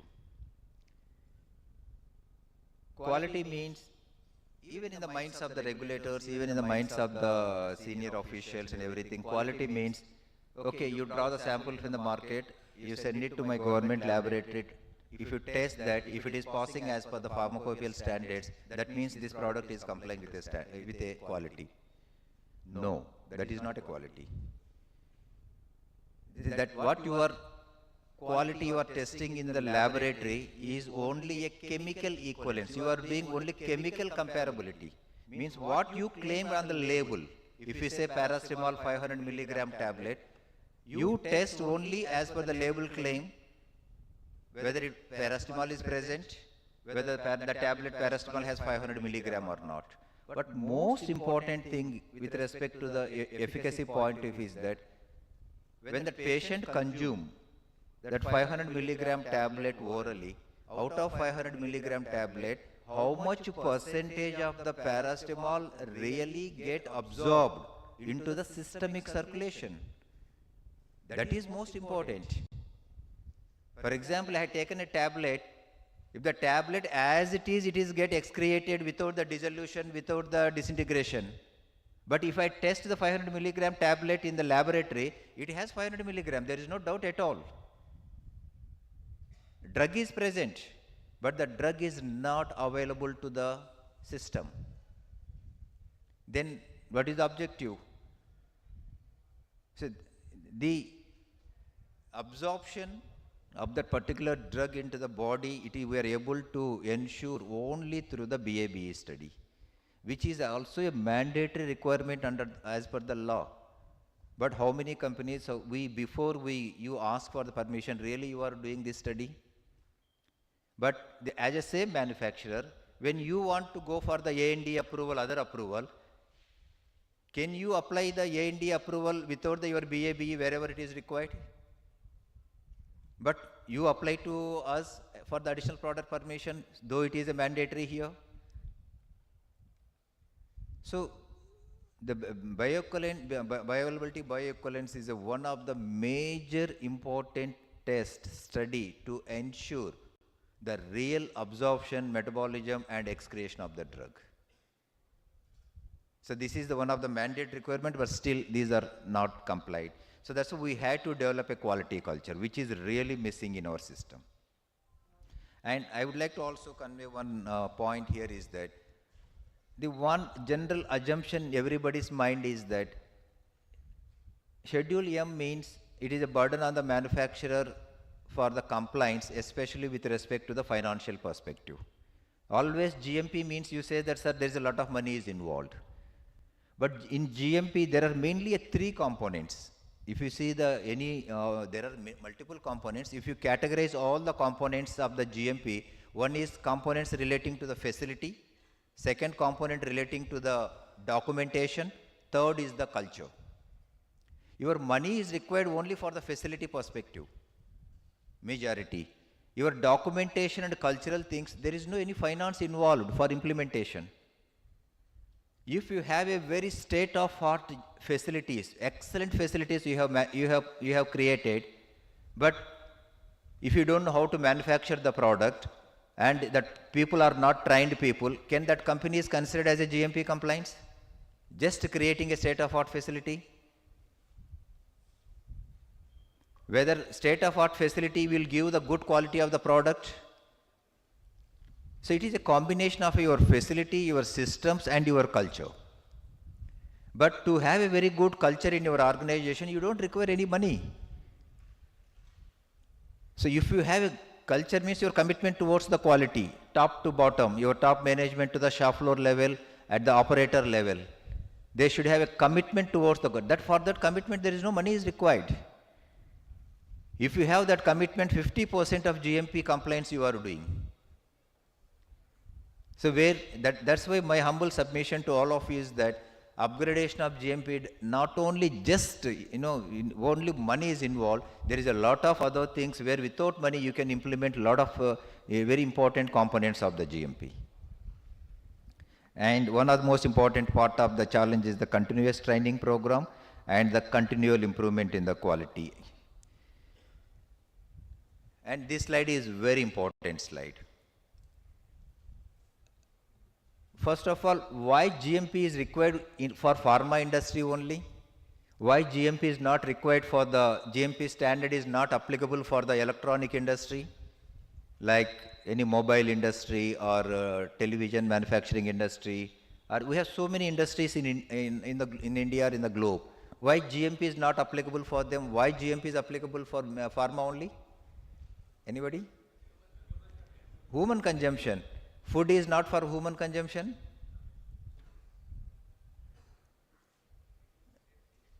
Safety. You know how many people are dying because of malfunctioning of the mobile when you are charging the mobile? In India, in the globe, per annum, you know how many people are dying because of malfunctioning of the mobile? Mobile is more risk than the drug. There are more than 1,500 people they are dying in India itself just because of the malfunctioning of the mobile charge at the time of charging. And there are 2.5 lakh people are dying every annum in India just because of the road accidents. Road accident is the maximum number of deaths. Does it mean that we should close all the highways? Or there is more safety there? Safety is yes, definitely safety is no doubt at all. Safety is important in all the industry, not only in the pharma. See, the reason for the why GMP is required, especially for not only the GMP, and why prices of medicines only regulated by the government, not the other products. Why prices of mobile television is not regulated by the government? The price variation is there in the mobile also. You have 1,000 rupees mobile, you have 1 lakh mobile. Affordable. But medicines also, you have 1 rupee medicine, you have a 10 rupees medicine, same products. We can use same concept, affordability. Government should have kept it in the open market. Why medicine prices are controlled by the government?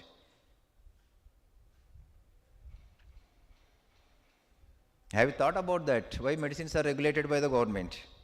Why not other products?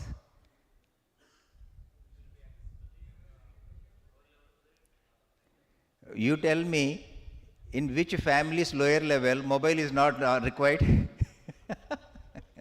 Is there any family where there is no mobile is required? Even without medicine also, we can survive, not with the mobile. Today's, at least if you see that way we have habituated to the so much of social media. Mainly there are two reasons why the GMP is required, why prices of medicines prices are required. There is a term called information asymmetry. That means in the system there are two players, buyer and seller. If their knowledge is equally available to the buyer and equally available to the seller, that type of products are generally government, they don't involve. Because the knowledge is available to both the people, they will decide what they want. If knowledge is available to only one category of the people, say for example seller, and the buyer don't have any information, then government will involve there.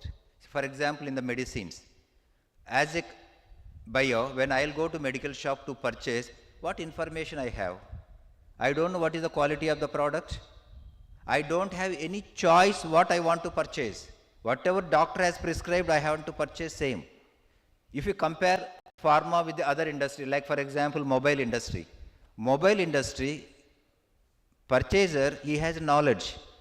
He know before purchasing what type of specifications you required. He has a choice which company he can purchase, which brand he want to purchase. But in case of the pharma, patient don't have any choice. He has to go as per what doctor prescribed. Whether as per law substitution is permitted or not permitted, substitution of medicines.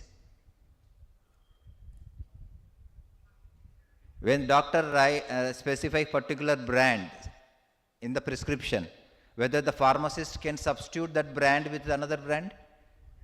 Yes. Actually, you are a manufacturer, you are not a seller. I can understand that. So substitution at present as per the law is not permitted. So that means as a patient, I don't have any choice at all. I don't have any option at all. And above all, I don't have any information also. At the time of purchase of medicine, whether the patient is able to at least can have any idea about the quality of the medicine? Is a blank. You don't have any information. At least when you purchase any your mobile or a TV, you can test some quality parameters in front of you. At least you can say you switch on the TV and you can see the audio quality, or you can see the color quality, what is the picture quality and what is the size of the screen. At least you know some parameters, and manufacturer also will share, this is the specifications of my product. But in case of a drugs, patient is a blank. He don't have any option and he don't have any choice, and he has to follow what prescribed and whatever the price he offered. Because of the non-information to the purchaser, that's why government is actively associated there. That's why government will fix the price, because he has to protect the public because of non-information available. Wherever information is available, that is an open market. You decide what brand you want, what specification you want, and there is a market economic dynamics in that based upon the supply and demand. And another very interesting part in pharma industry is that the individual units, that means tablet capsules, which are not tested, these are going into the market. Actually, the tablets which you have tested, this is not going into the market because of testing is a destructive one in pharma industry. You understand what I'm trying to say? For example, if you manufacture 1 lakh vials in a batch, out of 1 lakh, you are testing only 100 vials. If 100 vials are passing, you assume that remaining 9,900 also will pass. Is it correct? That means the units which you have not tested, it is going into the market. But whereas in other industry, if you see any electronic TV, every mobile, they will write it is a QC tested. Do you see the label? There, every product which is tested product is going into the market. But in pharma, the unit which is not tested, which is going into the market. Testing means I'm talking about the individual unit, not the batch. This concept is applicable provided if you manufacture that product by complying all the GMP requirements. That means if you follow the GMP entire product life cycle, starting from the formulation develop up to your distribution in the market. If you follow the entire GMP means your vendor validation of individual manufacturers of raw material suppliers, all incoming raw materials are tested, every manufacturing is done as per the GMP. That means all validations you have done, all testing has been done. If you do everything as per GMP, the testing of representative sample is acceptable. If you are not complying the GMP standards in between, and you are testing only the final product to ensure the quality, how you assure that the individual units which are gone into the market are having the same quality of the tablets which you have tested? So this is one of the, I can say, challenge in pharma industry. That is the reason GMP is required. Because of the units which you are not tested is going into the market. So this GMP, I will tell you in the next slide why GMP is required. Is it clear? That's why the importance of GMP. And second point, as I already discussed, consumer is not able to assess the quality. Most important is trust and confidence on the regulators.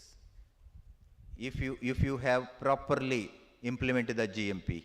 And the fourth point, already we have the consumer don't have any choice of the medicine. And another very interesting part of the pharma industry is, which is not with the other industries, here both low and high dose, both are risk to the patient. So you may not able to claim that I will give 150% of quality to you. It is not like that, any offer, I will give 10% offer, 20% offer. My tablet is 500 milligram, मैं आपको 20% offer करके 600 milligrams I will give you.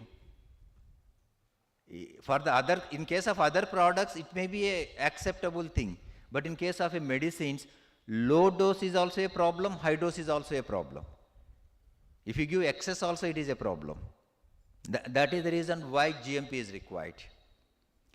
And with this point we already discussed, if non-GMP, how it is going to affect the economy of, not only economy of the consumer, your manufacturer as well as the country. And as I said just now, the quality cannot be assessed by merely testing the product.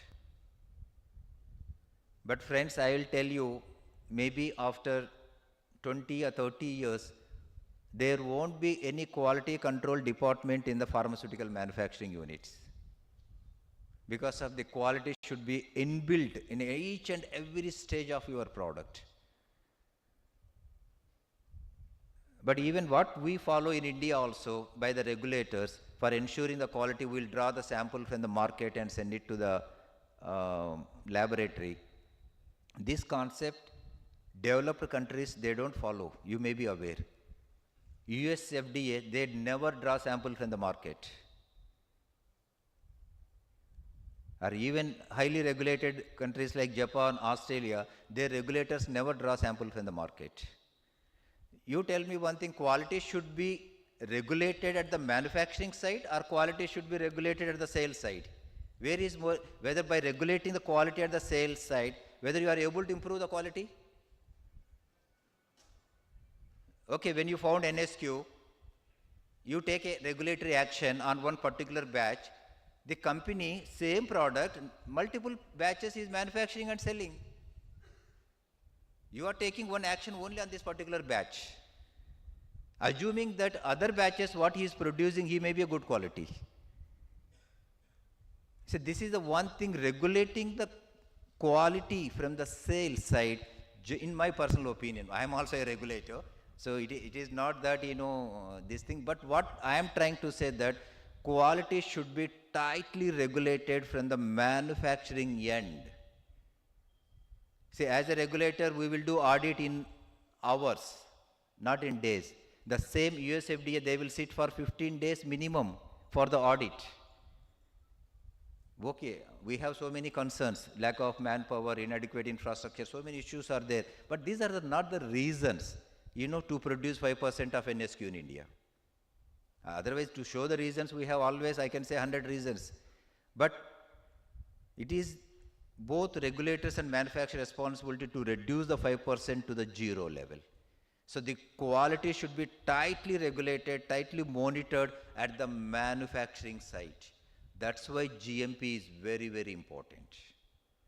That's the reason why Government of India want to further enhance the standards of the GMP. US FDA control the quality of the product from the manufacturing site itself. They don't control from the field. Yes, they will monitor from the field provided if there are any complaints, provided if there is any issues relating to the quality of the product, then they will go to the field.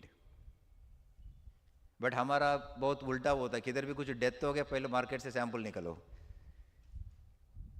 So what I'm trying to say that why I'm giving this example, this explanation, the quality cannot be assessed by merely testing of the product.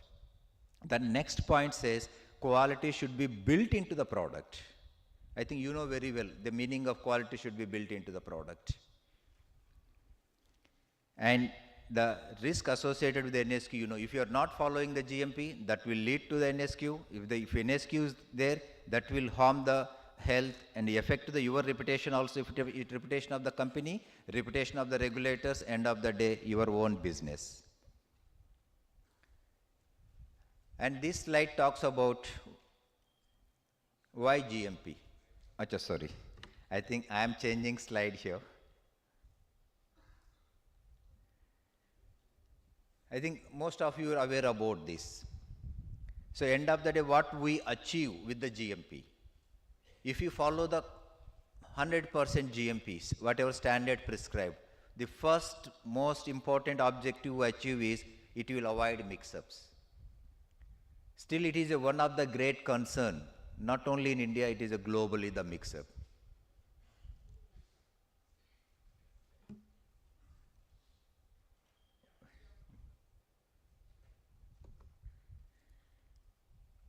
So actually, my laptop is not synchronized with the screen. So I am changing here.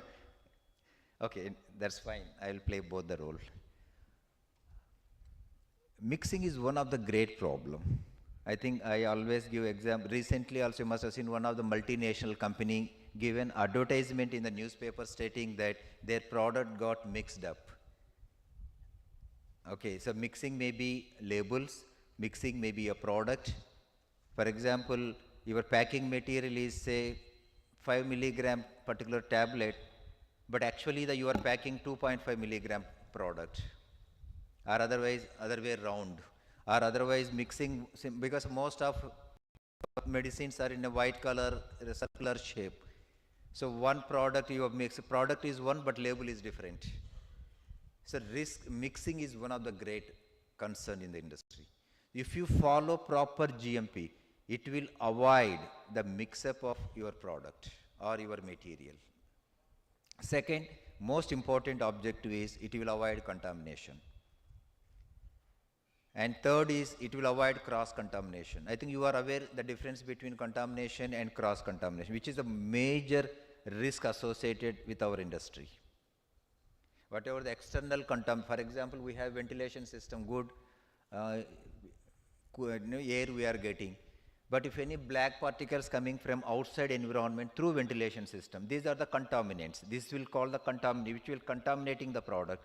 Cross-contamination means within the particular room or thing, if you are manufacturing two different products, one product will get contaminated, the cross-contaminated with the other. If you are not cleaning is not done with the previous product get contaminated with the cross-contaminated with the next subsequent product.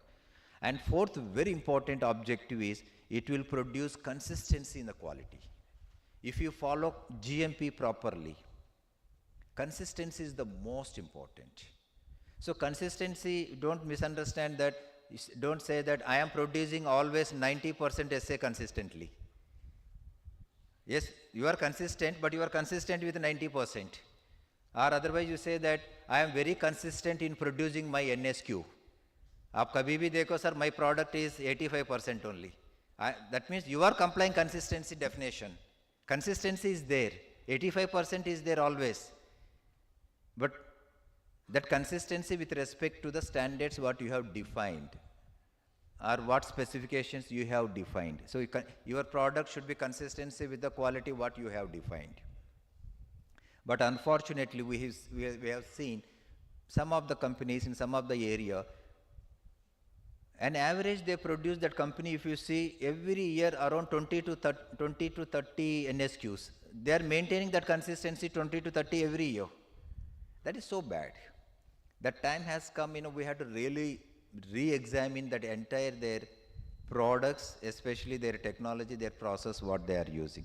And another very important objective of the GMP is it will ensure the quality till end of shelf life. This is the most important.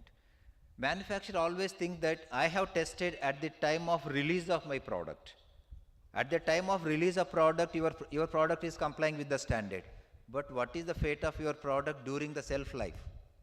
When the product is there in the market 3 years or 4 years shelf life, whatever you have defined. So whether your product is complying till end of the shelf life. So if you follow the proper GMP, you are maintaining, you are ensuring the quality till end of the shelf life. And it will avoid any errors if you properly implement the GMP, and it will also ensure the quality of the drugs and patient safety. Above all, it will build trust and confidence on the manufacturer in the minds of the public. This is one of the doubt everybody may be having. Why do need of revision of Schedule M? As all of you know, GMP is a very dynamic subject. It is always dynamic in nature. That's why internationally they call as a CGMP. It is always a current. But now the time has come for in India also, we had to upgrade our standard on par with the international standards. So somebody may be also in the earlier workshop, they asked that why India is adopting WHO as a reference standard, why can't US FDA or any other country? See, our objective is that we had to develop any standard such that which is feasible for us to implement by the manufacturer or by the regulator. We never want such a standard which is not practically implementable, or we should not jump from one of our standard today to overnight to such a high level such that you never able to reach overnight that standard. So our intention is that WHO is a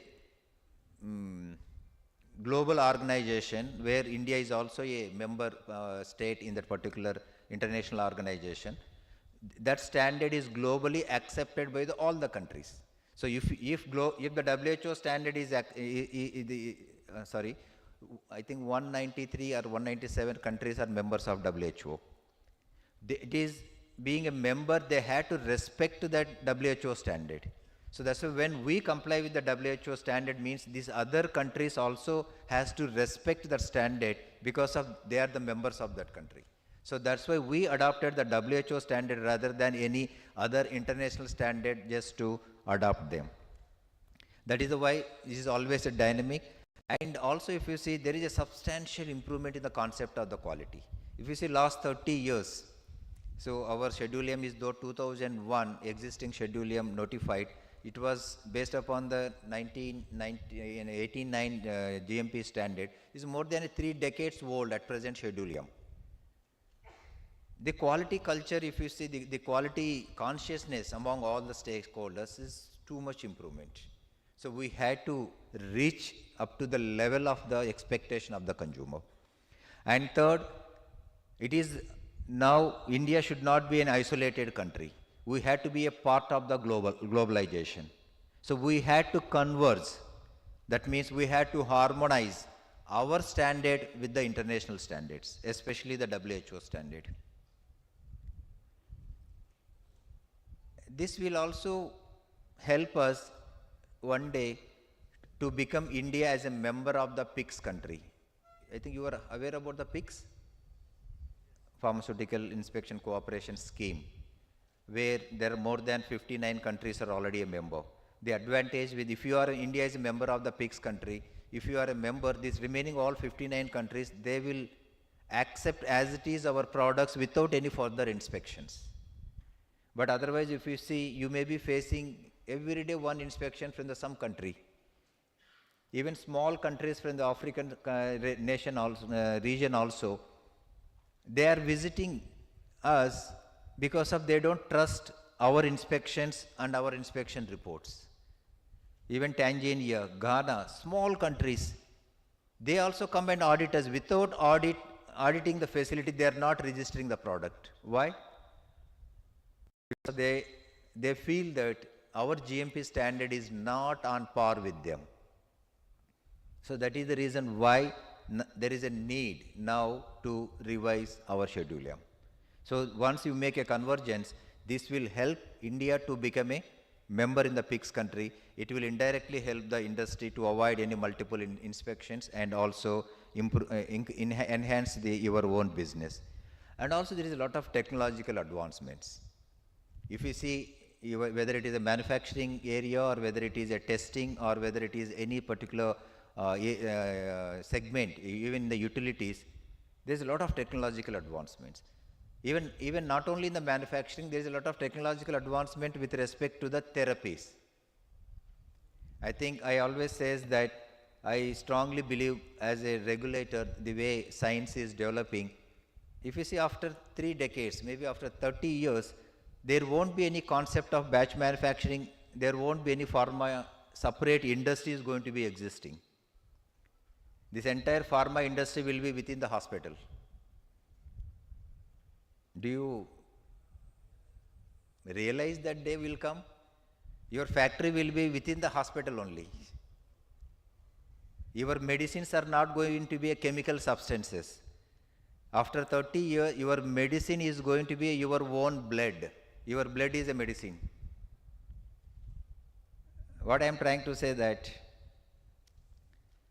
for every disease, whatever different categories of diseases are there, these mainly the reason, basic fundamental reason for any disease is because of the non-functioning or not proper functioning of a gene. Do you agree that? From the gene, from the DNA, it will produce the RNA produces the proteins. The proteins, individual proteins responsible for the particular function. I will give one example. For example, take diabetic. Why we will get a diabetic? Reason for diabetic? So there is no sufficient production of insulin in the body. What is the insulin? Insulin is a hormone. What chemically it is? It is a protein.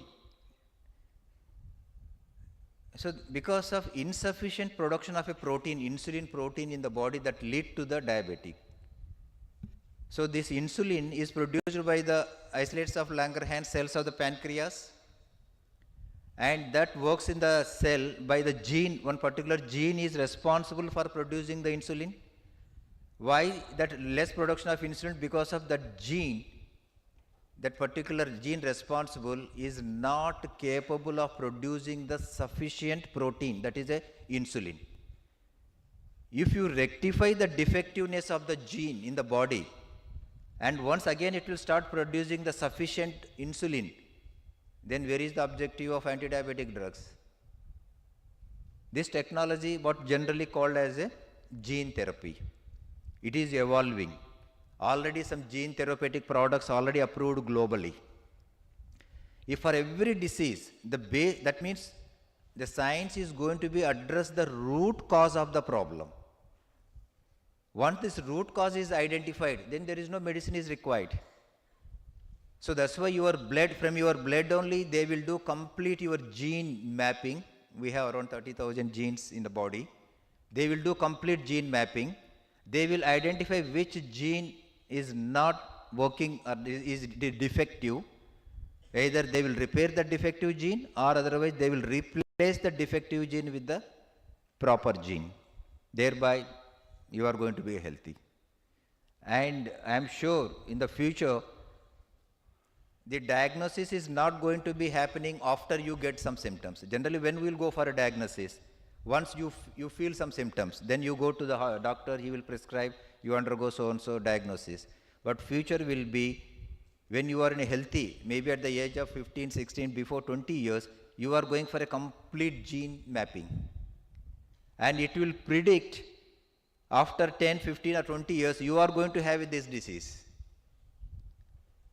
Well in advance, there is so much of technological, I think you may be aware, thanks to our chief guest today, Raghuram Reddy Garu, he said so well in his talk, only IT is the solution for all the problems. Whether it is artificial intelligence, he also said rightly blockchain technologies, or he also said rightly track and trace mechanism. So these will really reduces the human errors. This will always gives at any given time, the right data will be readily available with you. So what I am trying to say in future, because of the so much of technological advancements, the diagnosis and therapy will be completely different. So in single sentence, whatever I said about the new therapies is, future will be a personalized treatments only, personalized medicines are going to come. Today they are very costly, that's why they are not affordable. Even gene therapy products, whatever available in USA and other developed countries, it starts from 17 crores. I think you may be knowing one particular medicine used for the spinal muscular atrophy, SMA disease. That is also a gene therapy product. Only one dose is required. One dose is cost the 17 crores. So which may not be affordable today. But tomorrow, because of the technological advancements, the technology will come and accessible to so many people, and the cost of production of the particular testing diagnosis equipments will come down drastically. Then that treatment cost will come down. Then that is going to be affordable to tomorrow everybody. So after 30 years, the concept of there won't be any batch manufacturing record or batch manufacturing system at all. The complete ecosystem of the pharmaceutical industry will changes. It looks like an English movie, what I am saying, but I am sure it is a future. I think if you Google the things, the personalized medicine, proteomics, genomics, stem cells, the advanced medicine therapy, personalized treatments, you will come to know actually where we are, the rest of the globe where they are. I think we need to learn a lot from the international organizations. And another reason, I think let me see my time.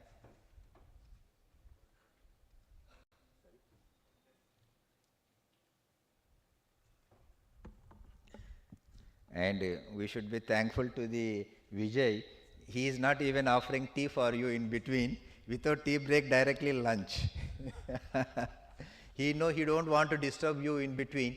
If a tea break means again, you will divert your mind. So that's a good idea, Vijay, continuing the session without any break. So there is a lot of quality awareness. Even if you see nowadays when you want to sell your API or even raw material manufacturer, your purchaser wants a lot of information from you. Not like earlier, you give any material he purchase. Even how much percentage of medicines API is returned from your supplier because of various reasons. Even the medicine which you have exported, drug which you have exported, it is returned because of impurities or any other reasons or OVI. So because there is a lot of quality awareness among the majority of the stakeholders.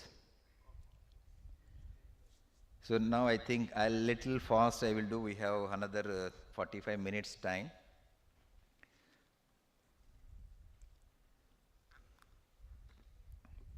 So till now I briefed about what is the actual pharma industry and what is the present concerns with the pharmaceutical industry, challenges they are facing, and why GMP is required, what is the need for revising the Schedule M.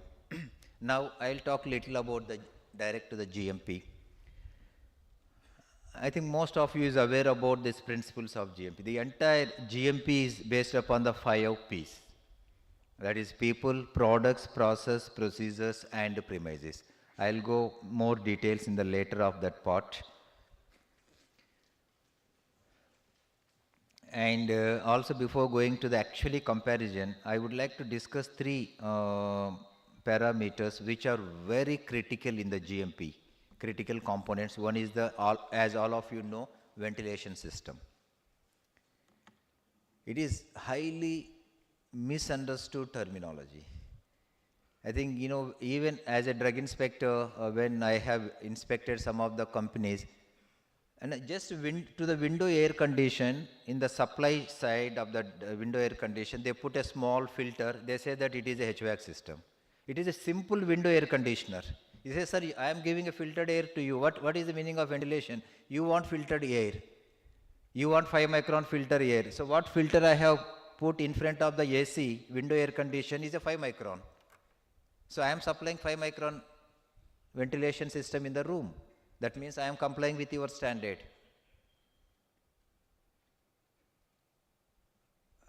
But it is still today.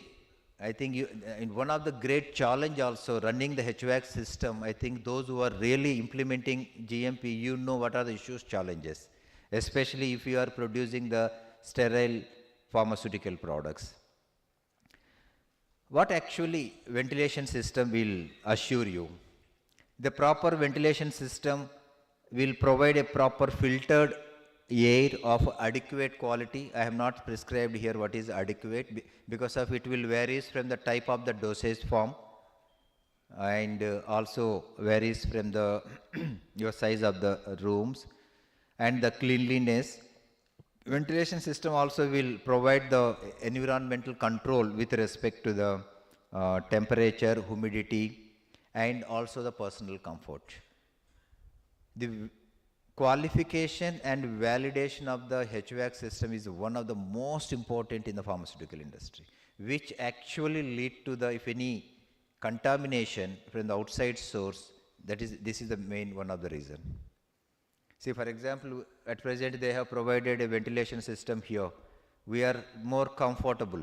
In fact, we are little more comfortable, literally, maybe I don't know you, it is directly hitting on me, the entire ventilation, I mean, some part of that. So, what is the room size, the size of this room with respect to the length, width and height and how much air they are supplying here and whether it is a once pass through air or whether it is a recirculation air. And that depends upon the what product you are manufacturing. If you are manufacturing specific high-risk products like cytotoxic, where you install the single pass-through system, where there is a low-risk products you are manufacturing, maybe a recirculation of the air. So there is a lot of factors involved in that. But I appeal your association, manufacturing association people here, to conduct such type of similar program on various components of a GMP. Like one session you have entire session on ventilation system, one session you have only on the change control, one session you have only on the validations. So if you conduct the various training programs to all your members, I think that will be more useful. And what it is actually achieved with the HVAC system is it will avoid the contamination, it will also ensure the quality. And second most important component of the system is the water. Water is one other most important, especially when you are producing the oral liquids. And the low quality of water is mainly because of that lead to your product degradation, your product contamination, and especially water quality varies from the seasonal wise as well as regional wise. If you are taking a water from the river, that river quality water which will varies from the seasons and also varies from the region to region. So there are different types of contaminants which lead to your product degraded, that is the suspended particles, dissolved solids, colloidal materials, dissolved gases. I am not going more science behind in that. and stability studies, one of the most important. I request all of you, without stability data, don't go to the authorities for asking for a permission. That will really assure the quality till the shelf life of your product. It will also enhance the trust and confidence on the quality of the product what you are manufacturing. I'll come now directly to the comparison between the existing and proposed. These are the various components of the existing and the proposed, and the most, I'll come directly, lack of time. These are the first component of the revised Schedule M, and this is a new component which is not exist in the current Schedule M. So this first component is the pharmaceutical quality systems. Those who are already facilities are complying with WHO and other international, you are well aware about this, but the other units which you don't have any other standard, for you it is very, very important. As I said in the initial my talk, the manufacturer must assume the responsibility for the quality. In fact, till now, if you see the even Drugs and Cosmetic Act or in the rules, nowhere it is directly or clearly stated that manufacturer is responsible for the quality of the product. Even if you see in the entire act, it is not, nowhere it is stated manufacturer is the responsible for the. That is the reason many states, they have a difference of opinion whenever NSQ comes, who should be prosecuted. Whether the chairman of the company or the managing director or the director of the company or the quality head or the approved chemist. So there are difference of opinion. Though section 34 talks about the who are the responsible, but now with this there is a clear spelled out system where clearly it is stated manufacturers must assume the responsibility, and most important, this is applicable to all of you, your senior management, especially when you are head of the quality, head of the production, head of the quality assurance, you are the mainly ultimate responsibility for the quality. So that's why I said in my initial talk, you are going to be an eye and ear for the regulator. You are as good as a regulator, because of now entire responsibility is on your shoulder. The pharmaceutical quality, now first time it is also clearly stated what you are manufacture, there should be a consistency in the quality. The entire schedule, nowhere they have stated consistency in the quality. So this entire, the first component talks about the basic principles of GMP. Till now the existing Schedule M says what you should do, but the proposed Schedule M says before you, whatever you have to do, why you have to do that. That is going to be clearly stating here. The purpose of the GMP, the purpose, the role and responsibilities of the every senior management person working. And fourth, very important is the manufacturer should have and follow the product and process knowledge during the entire product life cycle. These are the very two English words, product and process knowledge. But when auditor will come, inspector will come and ask this question, you know what data you need to produce? When the inspector come and ask you, okay, you show me your product and process knowledge for the entire product cycle. This is actually a one-day session. If you want to really discuss on only the product and process knowledge, such a important this. That means it is not like earlier what I said, first government has floated the tender, then you go run for the particular product permission, overnight you produce and supply to the government. That does not work now. First of all, you should check yourself how much knowledge you have on the product and the process. That depends upon your process development. That depends upon your validations. That depends upon what skill and what facilities you have. And whether your facilities are able to produce that particular product. So you have to ensure and you have to document that first before you produce. And another very important, materials from the approved vendors, which is a great challenge at present. At present, most of the companies are the basic fundamental, they follow the principle for identifying the vendor is who is supplying at the lowest cost. He will check with the 10 people, whomever is supplying the lowest cost that particular material or API or excipient, generally we are purchasing from that product. That concept does not work as per the revised schedule M. First of all, that vendor has to be approved vendor. And there is a mechanism also, you have to first validate that vendor.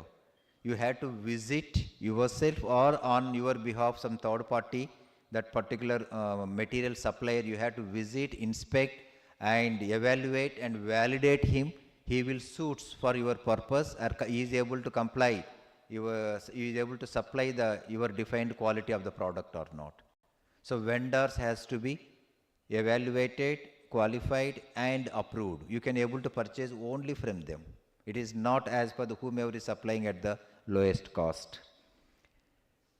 And another very important basic fundament, they said, your production and release as per the conditions of license and other applicable regulations. This is the first time they use the word other applicable regulations.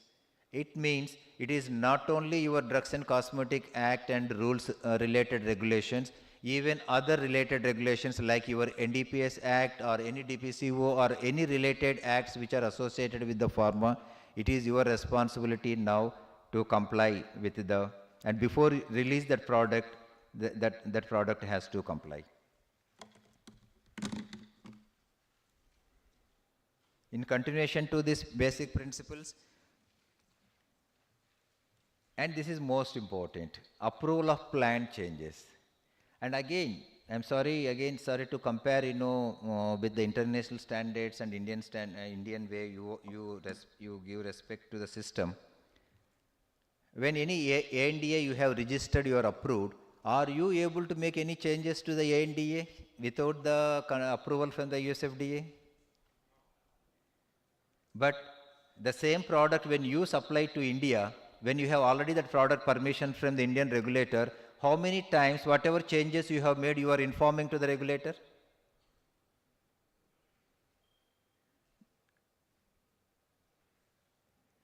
Even whether you change the API source or you change the particular equipment or you change some technology, for example, if you are manufacturing some wet granulation method and you change it to the dry granulation method, are you informing to the state licensing authority?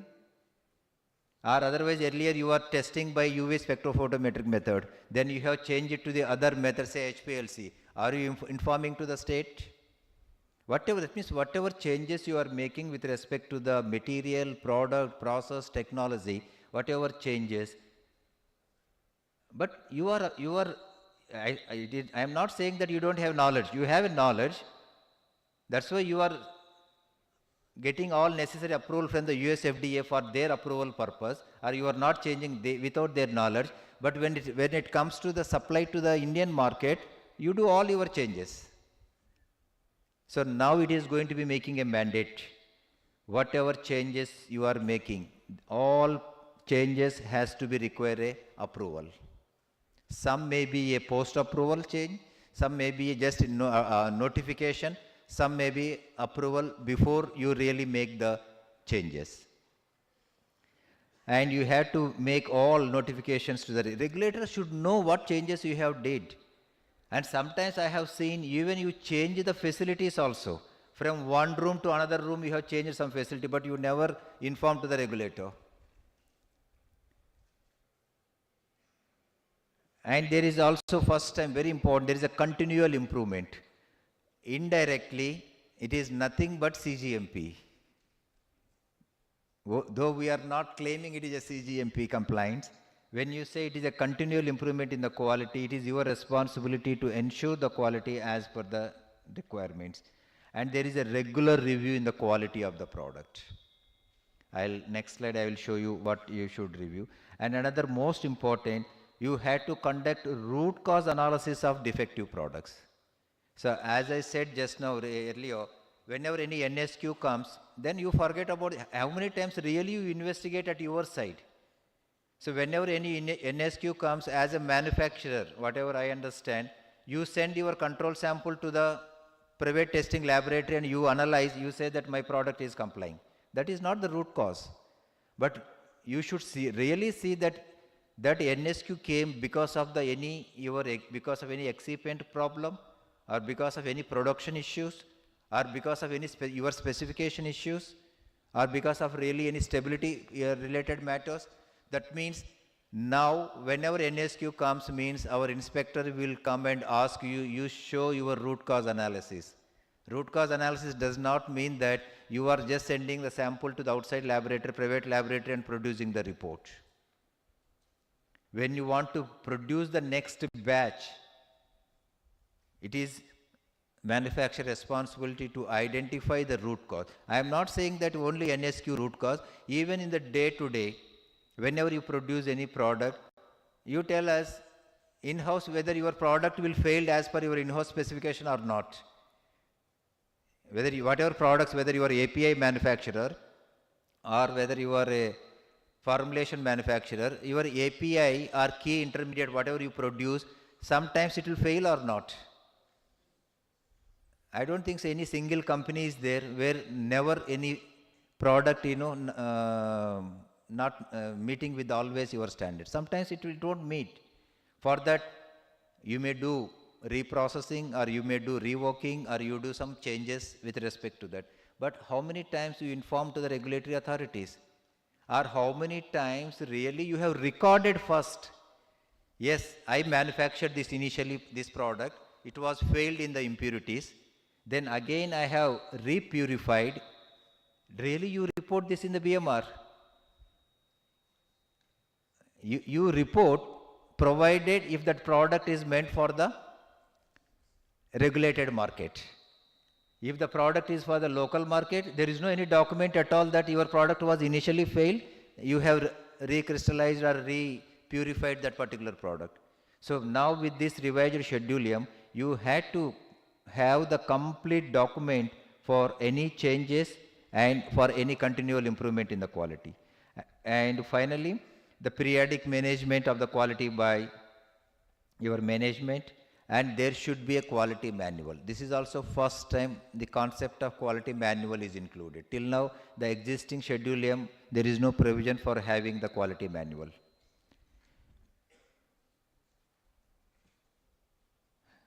And this is also the complete new component, this is not existing at present in the Schedule M. This is called the quality risk management. Because of risk management is the most important every day in our life. It is not only in pharma industry, even it is in the government office, or even at our home also.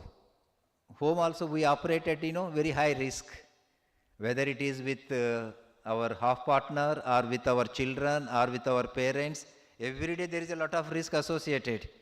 Sometimes while you are coming out from your family at home, you come with smiling face. One day you come with different face. That means there is some risk at home. But we may not able to make that risk zero, but we can able to reduce that risk. You understand? So that similar concept we had to follow in the industry also. There is a definitely risk in the factory, in the premises, with respect to the product quality. It is always we should identify the risk, analyze the risk, and ensure that how you can minimize the risk. So the risk concept, first time it is introduced in our revised Schedule M. So that's why assessment of risk, control of risk, communication of risk, review and minimize the risk. And under that, the most important, very important concept they have included is the product quality review. Under this, it is the responsibility of the manufacturer to review all starting materials, that is critically in operations control, finished product results. So it is the manufacturer responsible to review all what you have done. That review of all batches that have failed, review of non-conformance related to the investigation, corrective and preventive actions taken, review of all complaints and recalls, qualification status of equipments, and very important here is a review of exported products also. Till now, in our entire act or regulations, rules, there is no term called export. If you see Drugs and Cosmetic Act, nowhere మనకు ఎక్కడే కానీ drugs and cosmetic యాక్ట్లో చూస్తే export అనే పదం కనిపించదు అసలు. But still we regulate the product meant for export purpose because of they are manufactured in India. We regulate manufacture. So because of he is manufactured for sale in India, so that's why this comes under the regulation of Drugs and Cosmetic Act. Or otherwise per se, because of manufacture may not able to claim that I am manufacturing this for export purpose, you are not regulating the exports, that's why I don't require a manufacturing license. He may not able to claim. But this procedure is there in other countries. Like for example, country which is sharing with our neighbors, our borders are sharing with neighbors. That country, if the drug is meant for the export purpose, it is not regulated. No manufacturing license is required. You can manufacture and export as per the importing country's standards and requirements.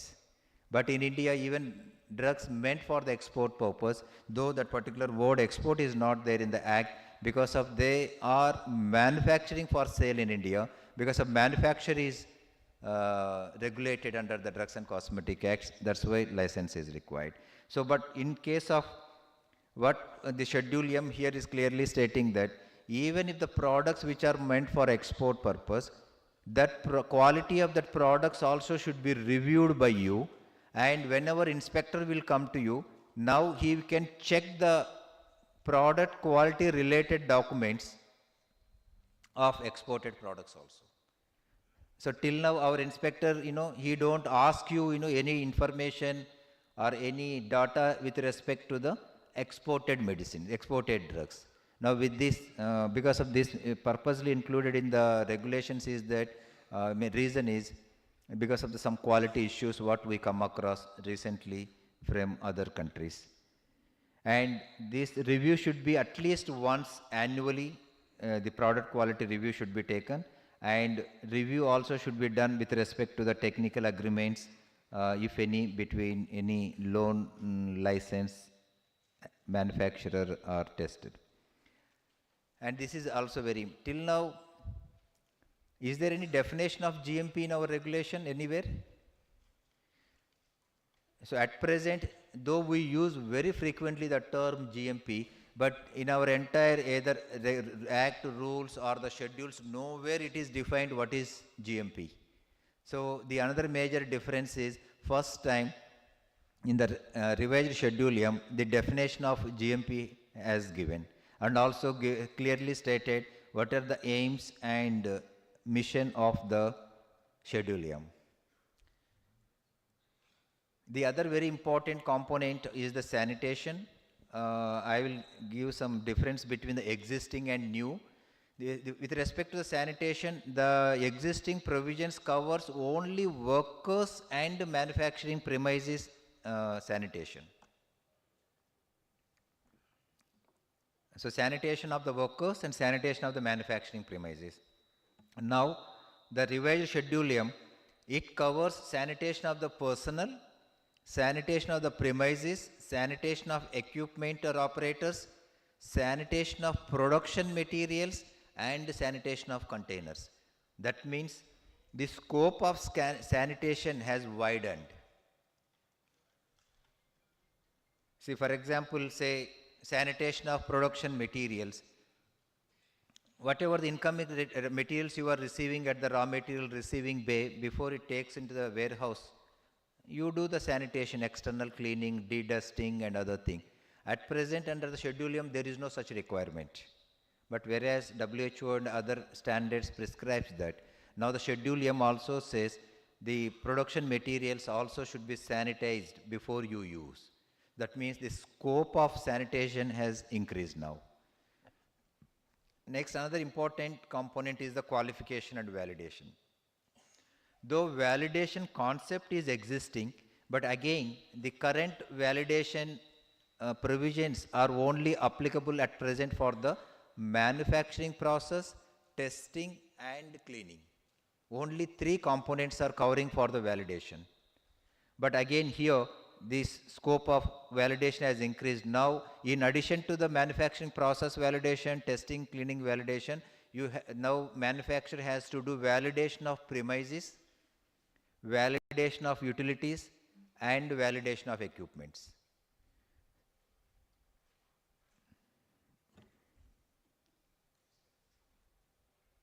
I think I'll switch this. So this is the most important thing. I think I request the manufacturers also again to conduct a similar such workshop on all these parameters, especially how to do the validation of the premises. It is a very big subject. So whenever next time our inspectors will come after the notification, he will ask the document, issue me the documents for your premises validation. Okay, we need to, you should give training to yourself, and we also has to give training to our regulators also. They should know what are the expectations under these provisions before they will really do the audits. So the validation scope is increased to premises, utilities, equipments, and the qualification till now, if existing Schedule M, there is no provision for qualification. First, the qualification concept is the first time included in the revised Schedule M. The qualification of premises, see, this is very important. Premises should be validated, premises should be qualified also. So that means how we should be qualification of premises should be done. Similarly, utilities should be qualified, utilities should be validated. Equipment should be qualified and validated, processes should be qualified and validated. So the qualification concept is the first time it is a new concept in the revised Schedule M. And next component is the compliance and adverse reaction. There is some provision at present wherein it is stated that serious adverse drug reactions should be reported to the licensing authority. The only serious here. But in the proposed Schedule M, you had to comply and inform to the authorities for anything with respect to the faulty manufacture, any product deterioration, serious quality problems also should be reported to the licensing authority. As I said, when you manufacture, before release the product, during the manufacturing, for example, in case of AP, any product is failure. Okay, so that failure also need to be communicated to the licensing authority. Next point is, this is a very important point, and this point is actually not even present in the draft notification. So whatever the draft is already published in 2018, the final version and the draft version is almost same except 2 parameters. Otherwise, take it consider that this is what draft is notified, final one is going to be the remain same. There are 2 important changes. The changes means which is not exist in the draft notification, but it is going to be appear in the final notification. One of that is the pharmacovigilance system, which is not there in the draft stage. Now in the final stage it is going to be. Now every manufacturer has to have a pharmacovigilance system in place. This is also another session you need to have separately, to discuss about what it means. Next important component is the product recall. So at present there is no clearly specified provision for the to inform the product recalls to the licensing authority. Now it is a mandatory to be informed to the licensing authority. Not only that, there should be a comprehensive system specified for promptly and effective recall. Generally what you call as a mock recall. So one of the expected thing is that you should conduct the mock recalls to ensure that how fast you are able to recall, and first of all how fast you are able to communicate your recall to the retailer level, and how fast you are able to retrieve that recalled product from the retailer level up to the manufacturer level. means how much time it will take, and where it should be stored, how it should be stored, how it should be handled, the recalled product. So all the details should be documented. And another important change control, at present only significant changes change control should be notified, and now it says all changes in the raw material, packing material specifications, analytical method, facilities, all these changes has to be documented and reported. And there is a classification also, the change controls to the minor, major and critical changes based upon the nature and the extent. I will go little fast because I would like to give good time for question and answer also. I think you may be having multiple questions. This we can skip. Actually, this is the important slide. Though there is some self-inspection and quality audits, most important, as I discussed, your validation and approval of your suppliers. And this you should do at least once in a year. This is actually very stringent. Even US FDA also don't insist for once in a year, but our regulations, it is going to be, I also agree it should not be once in a year, which is very difficult. See, as a manufacturer, you may be handling different types of incoming materials, whether it is a packing material, raw material, containers, closures. Each company may be handling maybe 500 to 1000 different types of materials. So if you want to audit all 1000 at least once in a year, means your entire staff should be only in the vendor validation only. Okay, I think this there is a concern here.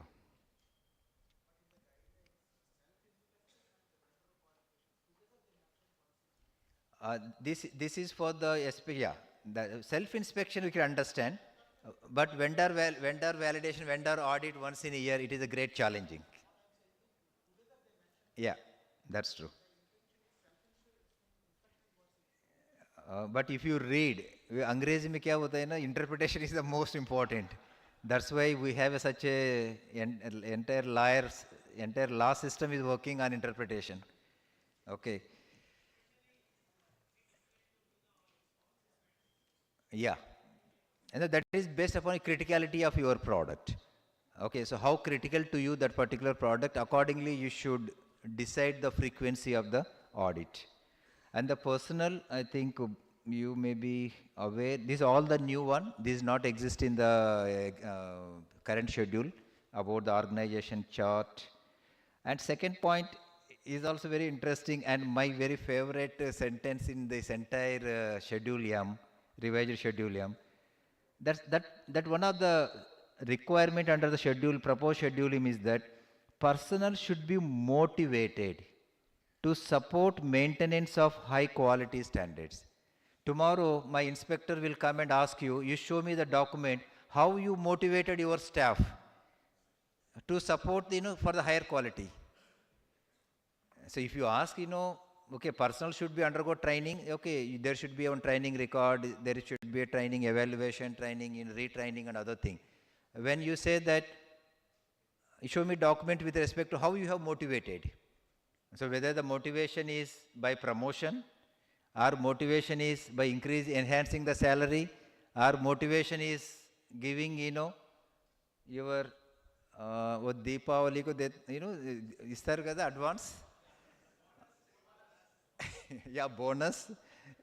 So this is the one of the, this is why I'm trying to say that, though they have mentioned the regulation, for the interpretation purpose tomorrow, for implementation purpose, how we should, what is the expectation of the regulator and how the manufacturer, these are the little, gray things we had to sit together and make some SOP, some guidelines, what are the regulators' expectations for these points. And I think all these are the components of the various areas of the premises. Only one difference in the new area which have been specified in the revised schedule M is the weighing area. At present, the current schedule M, nowhere it is stated you need to have a separate weighing area. But the proposed schedule M says wherever it is required, especially in the quality control areas, so wherever you are doing any weighing of the sample, you need to have a separate weighing area. And this is fine. Materials, this is the another very interesting thing. Actually, as per existing Schedule M, you had to test all different parameters of the particular raw material or a packing material. But revised Schedule M says some exemptions. You no need to test all incoming raw materials of all the tests. You can skip some of the test, but that is subjected to the two conditions. Subjected to your validation, vendor validation, and subjected to what type of statistical previous data is available. For example, if you are purchasing glass container for the particular oral liquids, you are purchasing last say 5 years from the one particular vendor, and you have lot of data is available that never that particular container the quality failed in the quality, and you have done validation, then you can skip some of the test. So that provision is also stated first time. And similarly, identification test of each starting material is not necessary to be conducted. For example, when you purchased paracetamol API, say 50 containers you have purchased, as per the law supposed to be test each and every container for identification. But the test is exempted provided if the raw material API is coming from the dedicated facility. If that manufacturer is producing only paracetamol, no any other API, then there is no need to conduct the identification test for each and every container. And now there is also provision is given for the reworking of rejected products. Actually, in the proposed schedule, there is a lot of flexibility also has given. And last point is very important. The concept of retesting date is included, which is in a general industry is asking the regulators to amend this provision. There is no retest date at present. As per the law, only expiry date. So now with the as per the revised schedule M, there is a provision for giving the retest date. And also there is a one issue with that. The formulation shelf life should not be more than the leftover shelf life of the API. You know this provision at present in the schedule M? If API shelf life leftover is 18 months, the formulation finished product formulation shelf life is not more than 18 months. Though you have a stability study data for example 3 months, 3 years, you may not able to give 3 years. Because of your API leftover shelf life is only 18 months. But with this provision, because of there is a retest date for the API, that earlier provision is now no more valid. Now reference standards you have to purchase only from the Indian Pharmacopoeial Commission if it is IP reference standard. Waste is by and large. Documentation is very important here. I make just one major difference.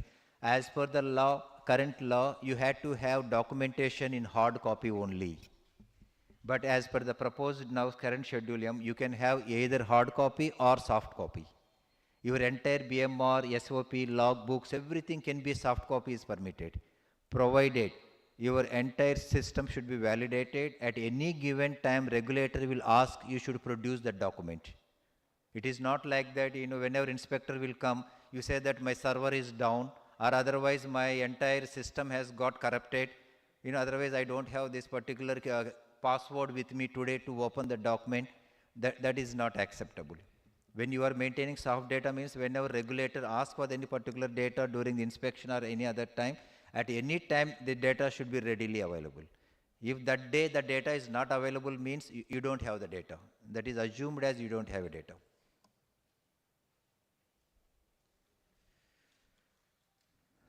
So that's the first time there is a separate component called computer system. So what you can have entire your IT based platform for all your manufacturing process, documentation, everything, provided it has to be properly validated and qualified. And there should be a proper backup. I mean your data should not at one particular place and it should be available at the multiple. 10 minutes? Okay, I'll just move. Yeah, this is another very important point which is not there in the draft notification also. Okay, this is going to be reflecting in the final version. This talks about So there are various parameters like HVAC system, water system, validations, but we don't have a specific guidelines for the on each parameter. So what it is now proposed in the proposed Schedule M is that we are going to be adopting the WHO guidelines. Is it clear? Whatever WHO guidelines are there as per the Schedule M, so Schedule M is adopting. That means as it is whatever the latest version of the WHO guidelines are there, so that for the regulators and the manufacturers can use the same guidelines. So instead of we repeating all the reinventing the entire wheel, government decided to adopt these guidelines as it is from the WHO. These are the very specific requirements. I think if you see that red is stated is the first time, rest is already exist in the current Schedule M also. So for example, the specific requirements for the manufacturing of hazardous substances like penicillin, hormones, steroids, there is a separate specific requirement part under the proposed Schedule M. There is also specific requirement for the biologicals, that is the vaccines, separate requirements is also stated, and also radiopharmaceuticals. This is also a specific requirements have been prescribed. Though you may be knowing under the Schedule K, generally Schedule K exemption is for the exemption for the sales. But under the Schedule K, there is only one product, even manufacturing license is also exempted. You understand? That means to produce that product in India, you don't require a manufacturing license under the Schedule K. That is called the radiopharmaceuticals. If you want to manufacture radiopharmaceuticals in India, that manufacturing license is exempted. But if somebody want to import radiopharmaceutical, import license is required. So we are regulating the import, but we are not regulating the manufacturing of radiopharmaceutical. You know, sir, so many reasons for the shelf life of that radioactive materials is very less. But however, we have specified the GMP requirements for the radiopharmaceuticals, and also specific requirements also specified for the investigational products for the clinical trials. The rest of the specific requirements already it is exist in the Schedule M. I have taken one specific requirement example because of this area, Visakhapatnam area, mainly APIs are API industry is the major. So I am giving little more 5 minutes details about the what are the new provisions for the API GMP requirements. So the GMP requirements for the API scope, it is in fact in case of a sterile products, the GMP requirement stated for the API is applicable up to non-sterile stage. The moment you convert the non-sterile API into sterile API, the provisions for the sterile regulations are applicable. Is it clear? That is the first. Second is this clause is applicable for APIs manufactured by chemical synthesis, extraction, cell culture, fermentation, recovery from the natural resources, or any combination. And any API, especially antigens, antibodies which are produced, which are used for the making vaccines, other things, these are excluded. If any API for the vaccine, API for the wholesale, API for the any gene therapy or radiopharmaceuticals, these not covered these GMP requirements. But one of the major concern industry is facing that when you are in the case of manufacturing of APIs, there is a different stages involved. From which stage that GMP should be applicable? Applicability of the GMP. Only N-1 stage, or only N stage, or N-2 or N-3, from which stage the GMP is applicable? You may not be able to maintain GMP at all the stages. So now that clarity is provided in the revised Schedule M, they say clearly the point at which API starting material, they have defined what is API starting material. That means that material which have a significant structural fragment. If you see the structure of the particular API, and if any significance that component structure is already formed, from that stage it is called as a API starting material. From that stage onwards, that GMP, the manufacturer has to have a GMP facilities. And this is the what I have, this GMP is stated, the applicability of GMP from the which stage based upon the what category of the product. And these are some important points I have culled out from the thing. So all quality related activities shall be defined and documented. The first time it is stated that you have to define all your quality parameters and should be documented, and you should have an independent quality unit.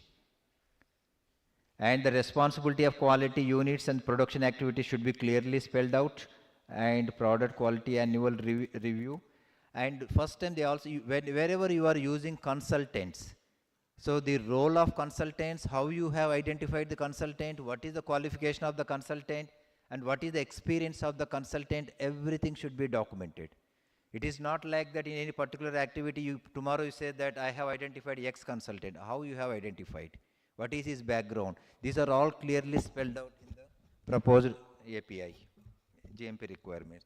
And also there should be adequate ventilation system, and they have not stated what is the adequate, and I am sure further guidelines are required for this purpose. And there should be a dedicated production area for the cytotoxic drugs, sex hormones, and anabolic and androgenic steroids. And here also the documents can be in paper form or in electronic form. And this is important, how many days all the documents should be retained, your production document, SOPs, everything. So all documents shall be retained for at least 1 year after the expiry date. Wherever you are giving expiry date, it should be at least 1 year after the expiry. Wherever you are giving retest date, then for 3 years after the batch is completely distributed. This is one of the major clarity as given here. And another specifically stated is electronic signatures are permitted. First time in the regulations it is clearly stated, which is on par with the IT Act, even electronic signature is also acceptable. And as I said, some of the raw materials can be exempted from the testing. Supplier certificate is sufficient. You don't need to do the testing, but with some 3 conditions. One is the supplier should be evaluated, and adequate evidence for the consistency in the quality from the last 3 batches. And also some batches earlier you must have done full analysis at appropriate intervals. So no testing of materials. And another, this is very important for useful for you, those who have multi manufacturing facility. There is no need to testing of materials transferred to another site of your same company. If your API you are tested at one site, you shifted to the another site of your own company. And if you are assured the complete distribution supply chain, there is no need for testing of again that particular material. Blending is also expired, expiry retest date we discussed. And also this provision is there when you want to transfer material from one site to another site, your own site, even you can transfer during the quarantine stage also. Even some testing is going on. For example, you transfer the sterile product, sterility test is going on, which is under the quarantine. Still you can transfer the material from other site during the quarantine. I think rest by and large we discussed. Change control. And this is third point is important. There is also provision for recovery of your reactants, recovery of intermediates or the API. That provision is also clearly stated. Okay. So this is my last slide. As I said, GMP is a dynamic in nature, and there should be a continual improvement in the quality of the things. And this GMP definitely facilitates the innovation, and it will promote your exports.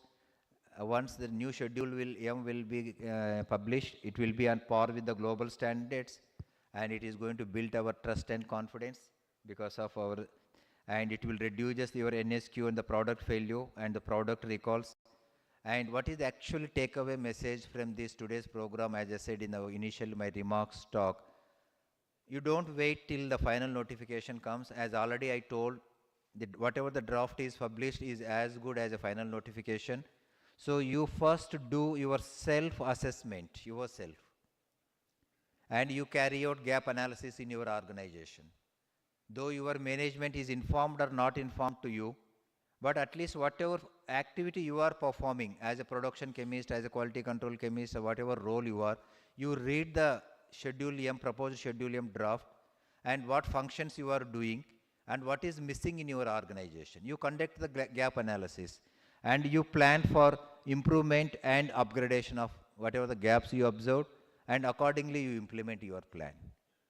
So you start from tomorrow onwards. This is the one takeaway message from our side. You should not necessary to wait till the final notification will be, final notification is going to be published.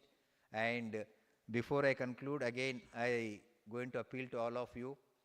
You are going to be eyes and ears of the regulators. Okay, you are as good as a regulator in the organization, because of you have all the responsibility on your shoulder. But I am sure when we regulator and manufacturer all work together, definitely it will build trust and confidence and quality of the medicines what not only we are manufacturing and exporting here, and also it will enhance our business. It will build, it also enhances our image globally. So I am sure, as I requested, I informed also in earlier, the associations and the regulators also will take a lead further to conduct various such type of training, this type of workshop on various individual components of the Schedule M. So thank you very much once again for your kind attention. Thank you all. Sir, thank you, sir. ఇక్కడ regulatory authority సంబంధించి top brass అండి, state government కానీ central government కానీ 2 hours sir కదలకుండా draft rules మీద మాట్లాడారంటే దాని importance ఏంటన్నది అది ఒకసారి నోటిఫై అయిన తర్వాత మీకు అర్థమవుతుందండి అది. Sir thank you very much sir, and requesting all to give the big applause to once again to the for his wonderful presentation, sir. Sir, next agenda is, sir, the question and answer session. I'm requesting Sri Srinivasa Rao, Regulator Officer, Drugs Inspector of Visakhapatnam, to moderate this session, sir. Srinivasa Rao, mic this one.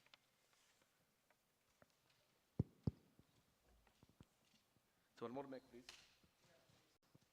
One more mic. Good morning, sir. Sir, we have actually requested the participants to send their questions by way of text message, sir. Sorry. Yeah, no problem, sir. So already we have 3 questions parked, sir, for your addressing.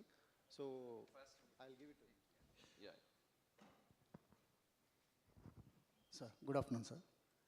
See, this BABE studies. Requesting identify yourself, sir. Myself, YV Seshagir Rao. I'm working in Laras Labs as a quality head. And my question is related to the new changes, whatever is made is very good, in line to the current regulatory requirements, international guidelines. We have gone through the guidelines, but only one thing is BABE studies. If the process is same for all the markets, as our system, we implement the same process for all the markets, in India or in US or everywhere. If the process is same, if you do the BABE studies for other markets, that is applicable for the Indian market or not? And the second question is related to the that audits, vendor audits. Generally, other guidelines once in 3 years they are accepting, and once in a year it is very difficult to do by the industry because we have multiple vendors.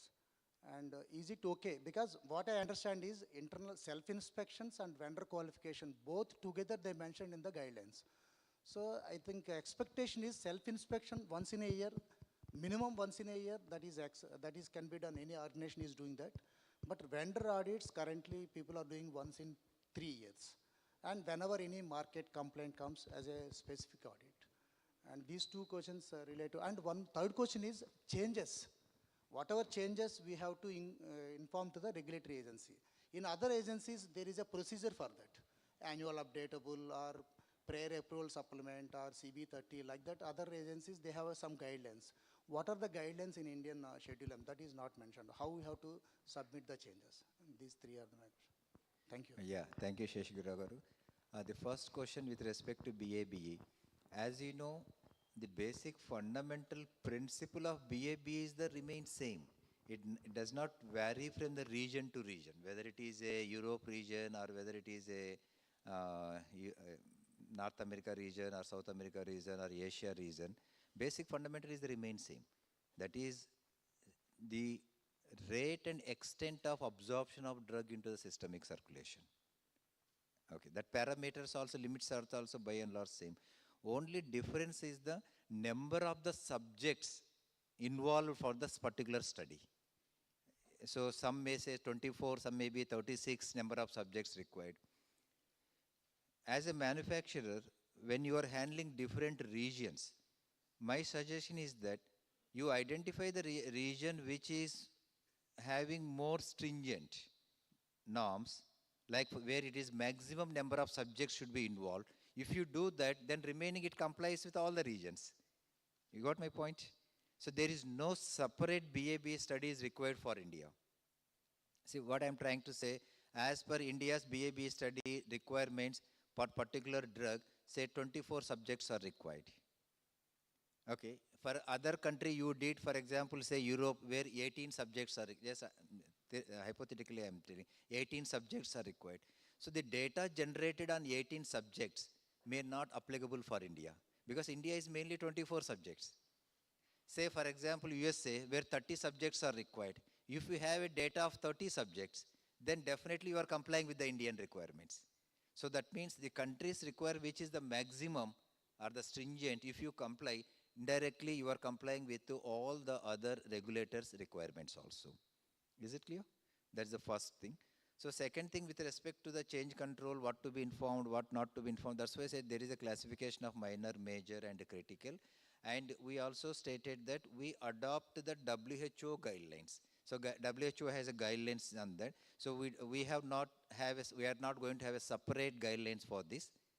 Okay, we are adopting the international WHO standard guidelines. The same guidelines are applicable for us. And third, that is with respect to your vendor audits. I too agree.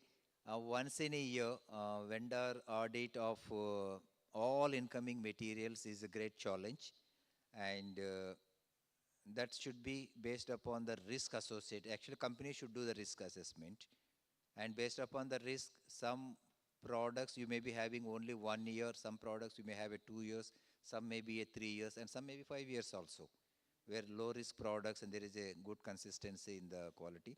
And the objective of self-inspection, objective of the vendor audit are the quite different.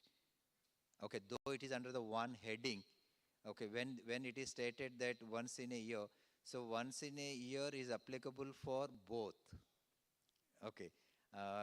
Yes, in fact, as I said, this is the 11th such workshop, 10 workshop already we have conducted. This is the point also raised other mention. I have given in writing also in my report. In fact, at the end of this program, I had to submit my report to the ministry. Okay, what are the expectations? What is the feedback you got from the participants? And what are their suggestions and comments? So I have already submitted in my earlier reports to the government that this particular parameter is need to be re-examined. Thank you.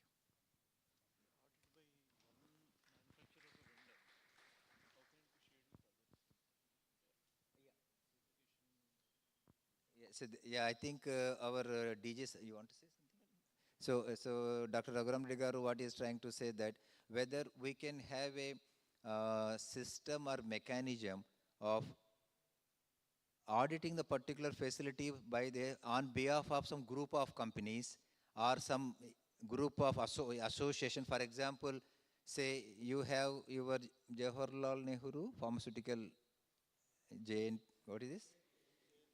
Yeah. So on behalf of your manufacturing association, if he association will take the responsibility, but that is the most important. It is okay, it is easy to audit, but at the end of the day, association should take the responsibility. Yes, on behalf of all these manufacturers, we audit. But generally what happens, the products each manufacturer procure from the different sources. If association have so much of manpower, so much of responsibility take, that is a good idea. Okay, there is no doubt, but that works actually. See, at least otherwise what happens, say one X company, you have a 10 manufacturing sites. From each site, you no need to do the vendor audit. What Saab is suggesting, that this is a good idea, what he is suggesting. So some group of companies or some association, so you can do the vendor audit of the particular material on all your behalf, and you can submit the audit report and share with everyone. That's a good idea.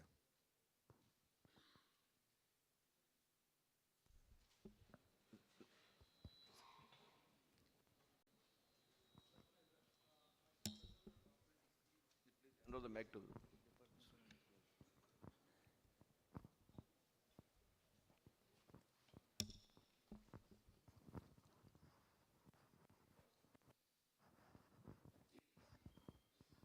Good afternoon, everyone. Myself, Prajol from Dr. DSPU1, FTO.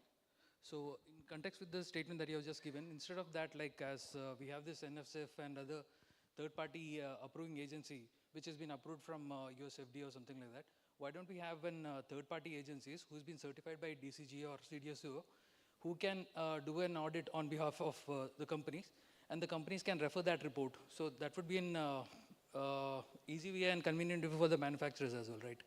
We certify a third party who on behalf of the companies goes and audit, and we can refer that audit reports. So even, yeah, your question is done? Yeah, regarding that it is done. And other two questions So is let related me answer your first sure, question. Even as per the revised Schedule M, it is clearly stated vendor audit done by either manufacturer himself or herself or by any third party. There is a provision already. Okay, it is not necessary that only, because sometimes the manufacturer may not have that knowledge or expertise to audit the vendor. See, on any particular product or any this thing, he don't have knowledge. That's why it is not necessary a manufacturer. You can use outsource. But as you suggested, let regulator will identify the vendors. Generally, regulators don't involve in this business. Okay, tomorrow if that particular external auditor, if he made any mistake, then you say that, sir, you only approved this fellow. No, So usually for that this ball IS game audits- comes on the regulator only. True. Okay, so generally we don't suggest, it is very difficult for us, being a regulator, taking any decision is very high risk. Totally. If I identify one particular person as a vendor auditor, tomorrow I'll get hundreds of RTI questions. Why you have identified this person, or what is the criteria you followed, what is system you have, and why you have identified this person only. Have you floated the tender for this to identify this particular activity? So that means so many issues, concerns, in the government setup to involve in the manufacture. Generally, government never involve in the manufacturer side. Understand, sir. Because usually in this ISO audit and all, few agencies are qualified to give that ISO certification on behalf of ISO, right? So similar something like that, if that can be worked out, that would be an easy way for the manufacturers. So the second question that I would like to ask is like about recalls and all. When it has been said that recalls has to be intimated, is it specifically only for the products that we are marketing in India or across the globe? What would be the scope of it? It is always advisable, even for the products which are for exported products also, that recall should, because of, as I said, in the quality review, you also review the quality of the products which are exported. That means you are documenting, and the inspector has a right to ask you the document. Okay, so it is always advisable to inform to the regulator, Indian regulator, even for the outside recalls. In fact, you may be remember somewhere in the year 2012, the Drug Control General of India has a written letter to all the associations. Okay, even whenever you did any recall or any your product quality complaints across any globe, you inform to the concerned state authority, licensing authority. Understood. Otherwise, we don't know. Yeah, all public will know about your product recall, but regulator we don't know. True. So we will come to know very much later. So it is always advisable, you should keep a regulator also in the loop. So this will again continue to the next question of it, sir. Like when you are proposing this mock recall and all, usually we do it for the longest distance and hard, the worst reachable locations and all. In that cases, if the mock recall has been expected, do we have to limit that mock recall to the Indian markets to see the distribution chain within the India market? Or again, if any mock recall that has been done internationally would suffice the requirement? The mock recall provision, they stated clearly stating that the effectiveness of recall system they are talking. Okay, where you do this recall, how that is up to you. Okay, whatever SOP, whatever method you have stated, how effective that procedure what you have prescribed, and what terms and conditions you have prescribed in your SOP. See, for example, you say that once any quality related matter come to your notice, within how many hours you should start communicating to that, and within how many hours at the last person should know about the product quality, and within how many days you should recall the product. That is, you have to decide, not as a regulator we. So, Okay, and that region wise is not required. Only thing is our expectation is that how effective your procedure. So we will see your effectiveness and promptness of your procedure. so this clarity, if it has been updated in the schedule, that would be an eye opener for us. It will be clarity for, it will give better clarity for us. Because yeah. again, if you're talking about mock recalls, if it is not market specific, that would So be. this is a good suggestion you have given. I think maybe there is a need to have FAQs, okay, wherever such type of gray areas or wherever there is a need, for uniformity in interpretation. I think through FAQs we can address this. Very good, very good point. Thank you. One other question, sir. Sorry. Can we give opportunity to others also? Yeah, sure. Yeah, please go ahead. Last one. I've actually texted it. Maybe if I get a response on text also, I'm happy with that. Okay. Yeah. Thank you. Thank you for the opportunity.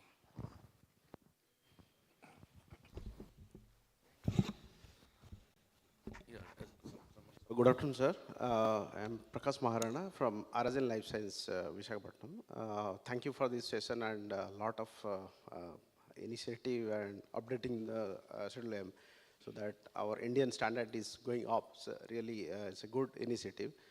My question is, if a manufacturer sending a sample to outside for testing, so because of some reason they don't have facility or break down something, so if the product fails in the market, because the external vendor has given passing and it is failing the market. So who is the responsible, whether the manufacturer or we can held responsible for the testing lab? Yeah, thank you. So I think in my presentation also I stated, first time in the GMP standard itself, they prescribed the contract testing. Not only contract manufacturing, contract testing is also permitted. That means you can send your sample to the outside public testing laboratory. He will test on your behalf. You can take a decision based upon the report of the contract testing facility. Tomorrow, if the product fails in the market, who is the responsible? Of course, manufacturers. There is no doubt at all, a second opinion at all in that. So he tested on your behalf. He has not manufactured on your behalf. Testing on your behalf, manufacturing on your behalf is completely different. He is not a manufacturer. He is only testing. That is first point. Second point, in the Schedule M also, proposed Schedule M clearly says that it is your responsibility. You should do the root cause analysis. Why the product is failed?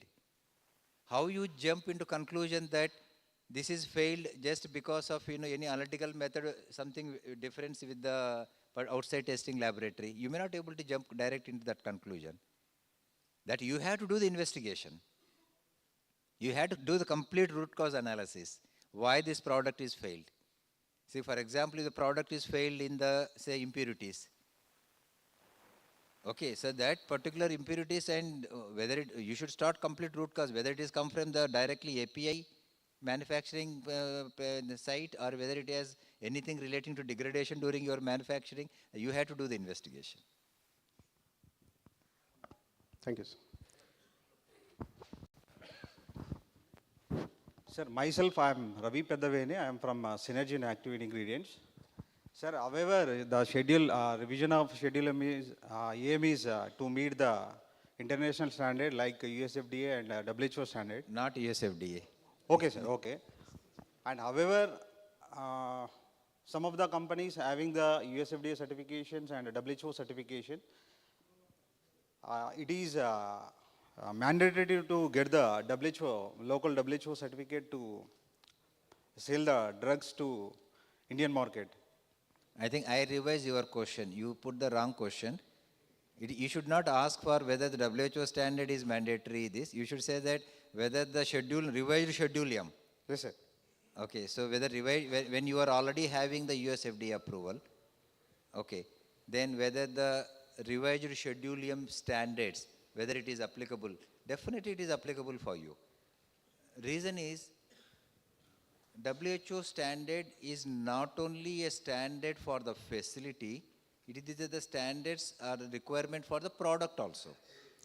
So product means, the GMP says you need to have a stability data, you need to have excipient compatibility data, you have the BABE data, you need to have a process validation, analytical method validations. These are the product related information. US FDA, how many your ANDAs you may be having?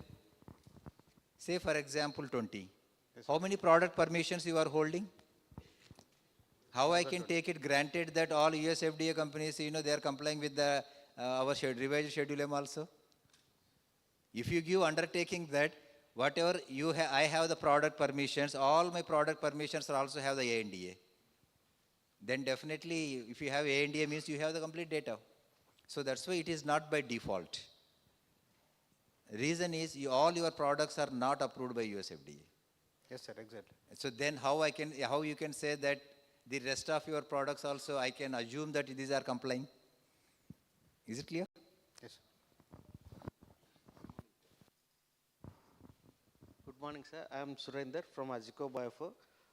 My question is, we are submitting a lot of data for WHO submissions, but there is no specific defined number for each product or specific like USDMF number or like this.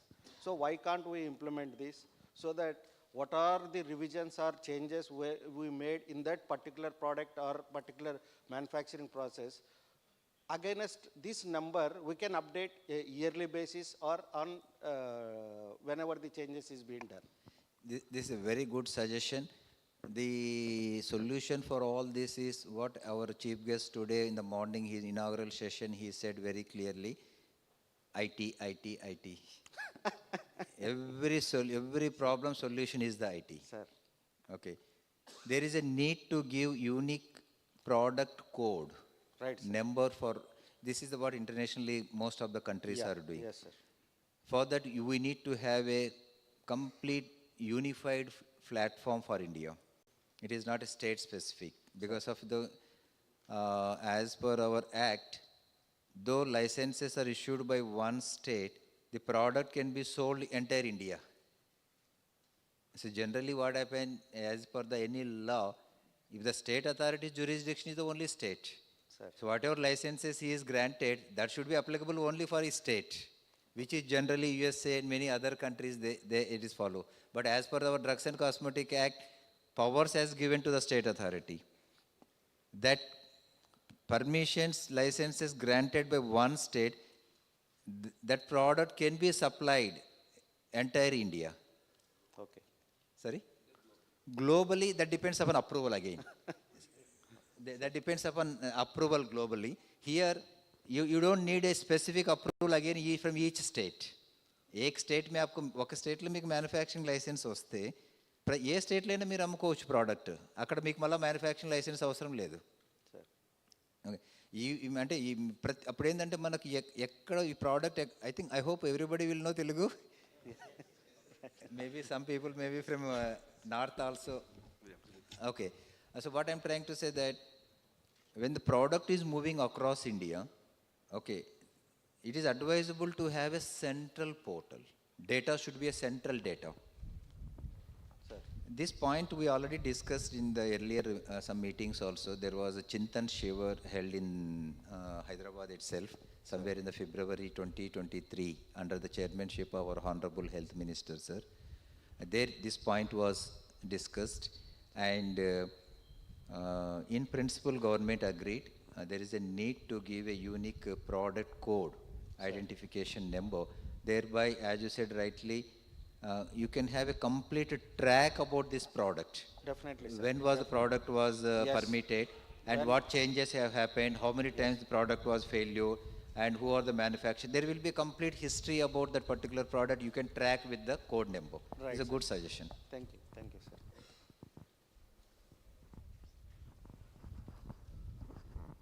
So good afternoon, sir. My name is Dinesh from Smilex. So my question is regarding mock recall. So if there is no actual recall, do we have to inform to licensing authority to inform about mock recall also? See, mock recall is not actually a recall. Yeah. Okay, mock recall is only to ensure the effectiveness of your procedures.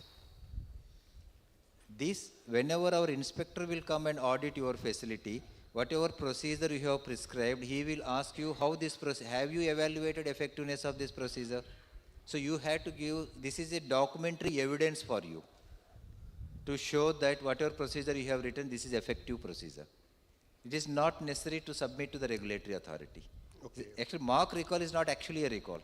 This what our Schedule M says, whenever you do the recall of the product, that time only you need to inform to the regulators, not the mock recall. Okay. So second is about change controls. In some slide it is mentioned as minor, major and critical. But in one of the slide it is mentioned as minor and major. So is it mean 3 categories or 2 categories? It is, I said in my slide 3, minor, major and critical. So in GMP API presentation it is 2 mentioned, minor and major. But it is 3. Okay, It is a 3 categories, and somebody has also asked this question. This you can follow the other GMP guidelines what they have stated for this. Thank you, sir. Good afternoon, Pradeep from Alivira. So in extension to the change control guideline, I think you made it very clear that WHO GMP guideline can be followed. Is it also applicable in notifying to licensing authorities, like major or critical can be informed? So I think, this concept of notification is applicable for only the critical and major. And critical where it is required prior permission before you really implement that change. This is also clearly stated in the WHO guidelines, where you need to inform to your NRA. They say it is a national regulatory authority. It is clearly stated that notification to the regulatory authority, same guidelines are applicable. So my name is Ravi Shankar sir from Gland Pharma. So in the premises, weighing areas is indicated. So what is the expectation in Schedule M? Because in the multiple functions in the warehouse, production, QC, weighing areas are there. So is it any qualification aspect, or it is a specific area to identify? So because weighing area is a part of operations in the different departments. Yeah, this is a good question. So what is indirectly is asking that wherever I have a weighing balance or weighing equipment, whether I need to have a dedicated N-marked area for that.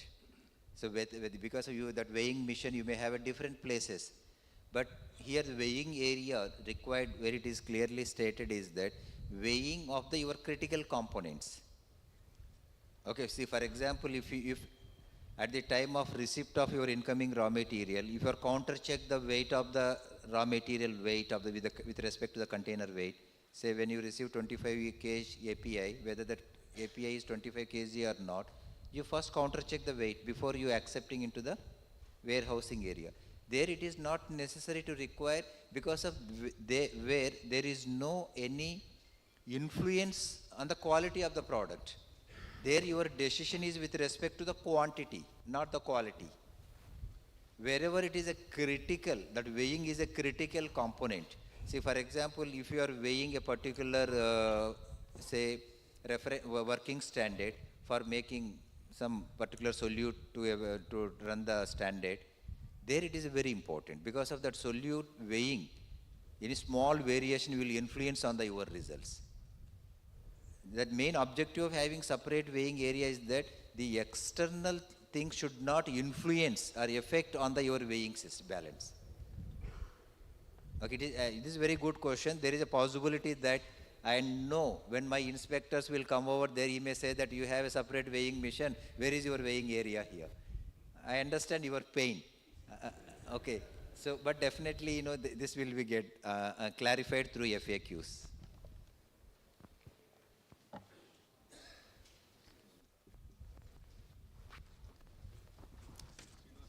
Hello. This is Samir from Arbindo. So this question is regarding area or premises validation.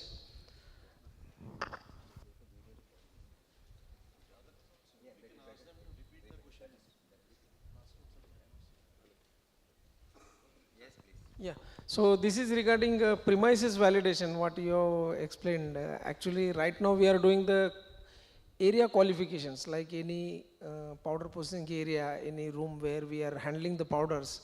In that area qualification we are doing, but during the product changeover or in between the periodically also we are doing. So any other than this we are expecting in area premises, or is there a same only? See, as I said, the qualification and validation of premises is a very big chapter. Okay, that I said is that's why I told the association also to conduct one workshop only on that. Premises is two types of premises. One is new premises. Another is already existing premises. What type of, in case of existing premises, what qualification you can do? It is already a build, already you are running. Okay, in case of a new premises, with respect to the qualification means first you should do, I think there is a concept of inbuilt, in operation, and third one is when you do the qualifications, at rest. Okay, so these three important components, that means you should do the empty room without any equipment, anything, your area qualification, and first then you install the equipment, then without operation of equipment you see the qualification, and you run the equipment, then you see again your qualification. So that means first of all starting from your design itself. How the design means uniflow of the material, uniflow of the men and material, how it is there any chances of mix up, is there any chances of cross contamination? So these are going to be part of your premises qualification. I am telling you it is a very big chapter. That's why I said you need one separate session only on the qualification and validation of premises.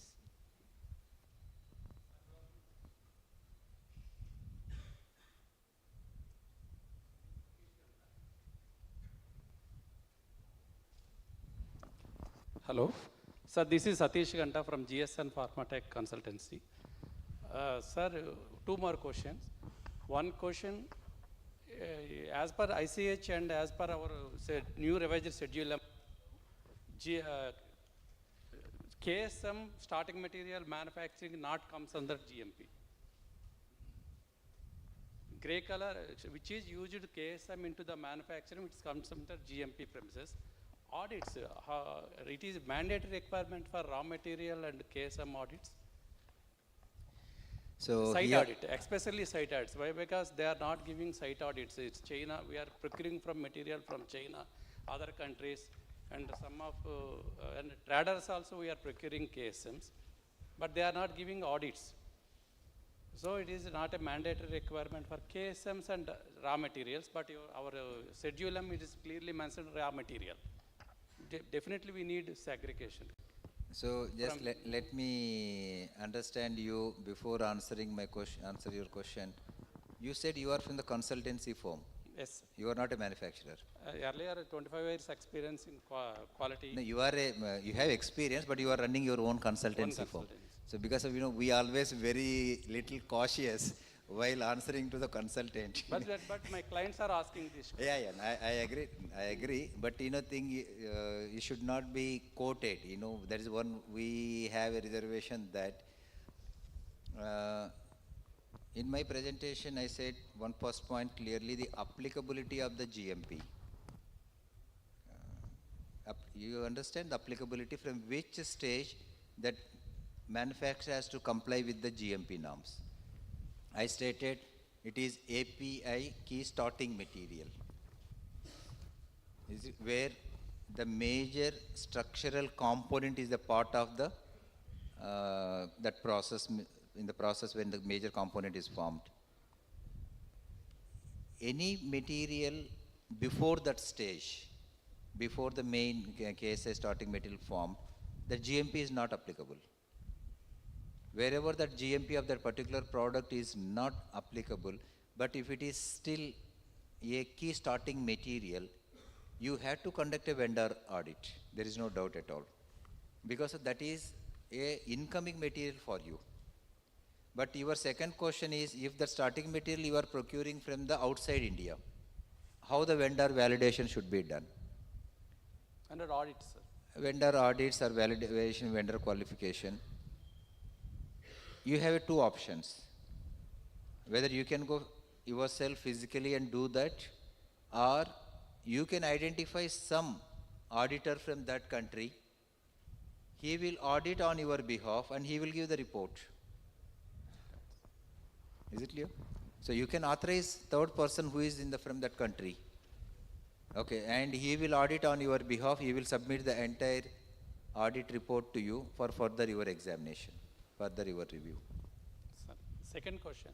For retesting, sir, it is based on the stability or holding study, we have to give the retest date. For general raw materials, their holding study is not applicable. How will give the retesting is applicable, the term only for the API. APIs. Not for any other. Recently, our inspectors also asking for raw materials retesting date and KSM retesting date. That's why now I said we are very cautious to give answer to the. Correct, sir. But retest, if suppose KSM retest mandatory. See what happened, generally we will give answers to any particular question of general perception. One particular inspector asks one particular, means it is a case by case. Okay, unless we don't know what ground that inspector, he may be having some justification to ask that question, we don't know. Exactly. Okay, but generally this concept of retesting date, mainly it is applicable for the API, and retesting date is not applicable for the formulation. Please don't extend your tablet capsules a retest date. First you give 2 years, and after 2 years you say that it is now 3 years my retesting date of the formulation. Sir, requesting those who ask the questions, please send again to this given WhatsApp number, please. Next one. If not in hall, requesting to go to the WhatsApp message.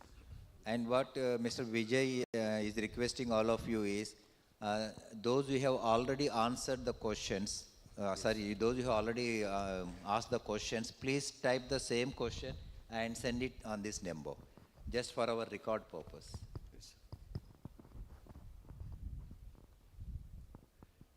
Sir, Yes, Srinivas. Sir, there are a few questions which you have received through WhatsApp, please. sir. You can avoid repetition question Yes, sir, if I'll any avoid, new sir. question. So the question is, from which date onwards will the revised schedule get affected?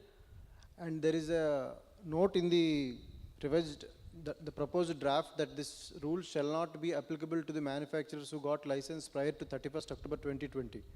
So this clarity is requested from Ravi Shankar of Gland Pharma. So I said in my first talk itself, the draft is as good as a final notification. So you no need to wait when it will be published. You start that it is already published. See, that this is the reason what I am trying to say, that quality culture. See, quality culture should not come, ఇది అలా ఉండకూడదు. ఒక మనిషి చేతిలో ఒక ఆయుధం పట్టుకొని వస్తేనే మీరు మాట వింటారు అనేది అవసరం లేదు. రెగ్యులేటర్ మీ దగ్గరికి ఒక ఆయుధం పట్టుకొని రానవసరం లేదు. మీరు ఆల్రెడీగా మీ వాలంటీర్గా మీరే చేయాలి ఈ పని. ఇది మనకు మనసులో నుంచి రావాలి. What I am producing is a medicine which is a public health related thing. I had to comply voluntarily. You no need to wait when it is going to be published.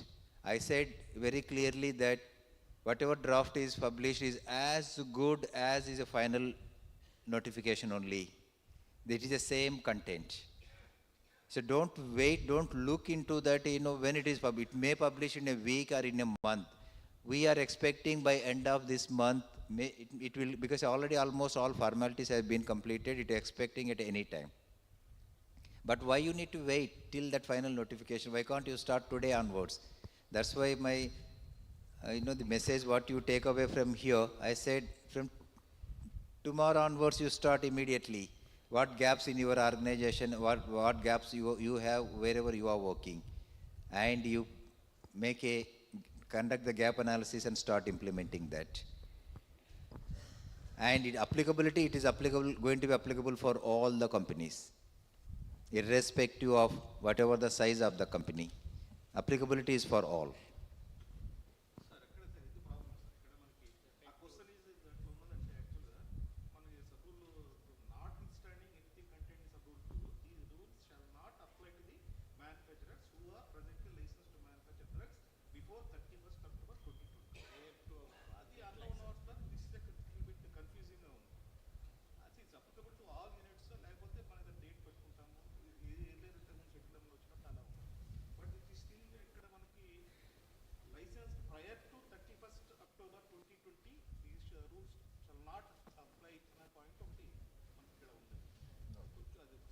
Sure, I think let us see this point for the further clarification. So, but make sure that this is going to be applicable to everyone. This is very clear. There is no any second thought or opinion in this.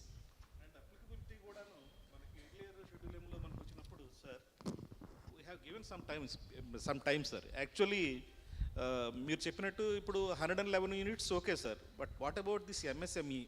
They are ready actually to update, but they need some time and some technical support or financial support, sir. In this regard, mana CDSCO నుంచి Government of India నుంచి, can we expect any technical support or financial support, any packages or any schemes or incentives? Relaxations.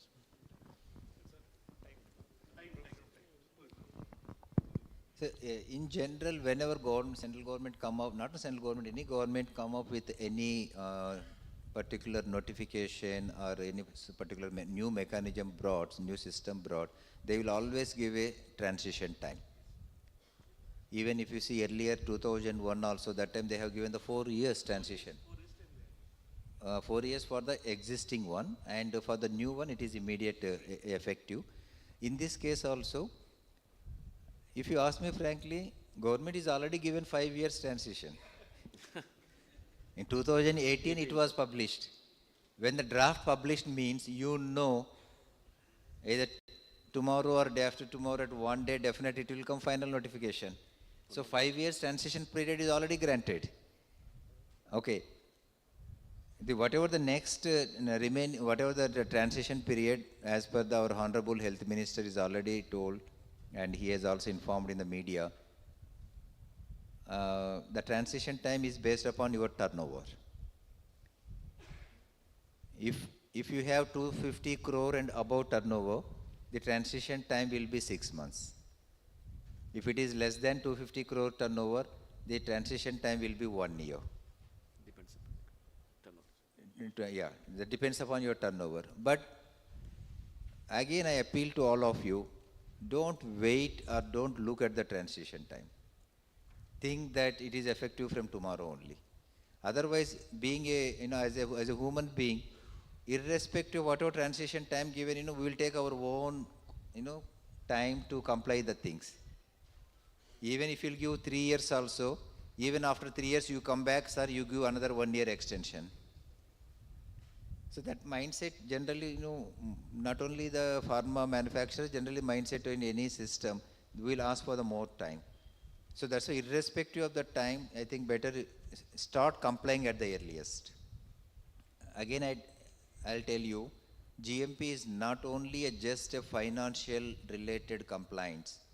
There is so many other components of the GMP which does not require any money. The first and most important is the quality culture.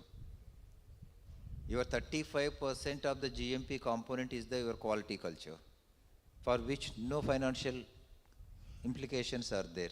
That means commitment. Start your management to top everyone, let have a commitment. Having commitment, what money is required? Your management should not interfere into the business of what your subordinates are doing there. But unfortunately, many people, will interfere. For example, the management itself is not wearing the apron before entering into the production area, then what worker will do? So your management should have a proper commitment. Then only you can expect commitment from everyone. And second is the financial support. you may be knowing the Department of Pharmaceutical. Already they have come up with the multiple financial assistance program, that is technology upgradation scheme. In fact, there are no any takers.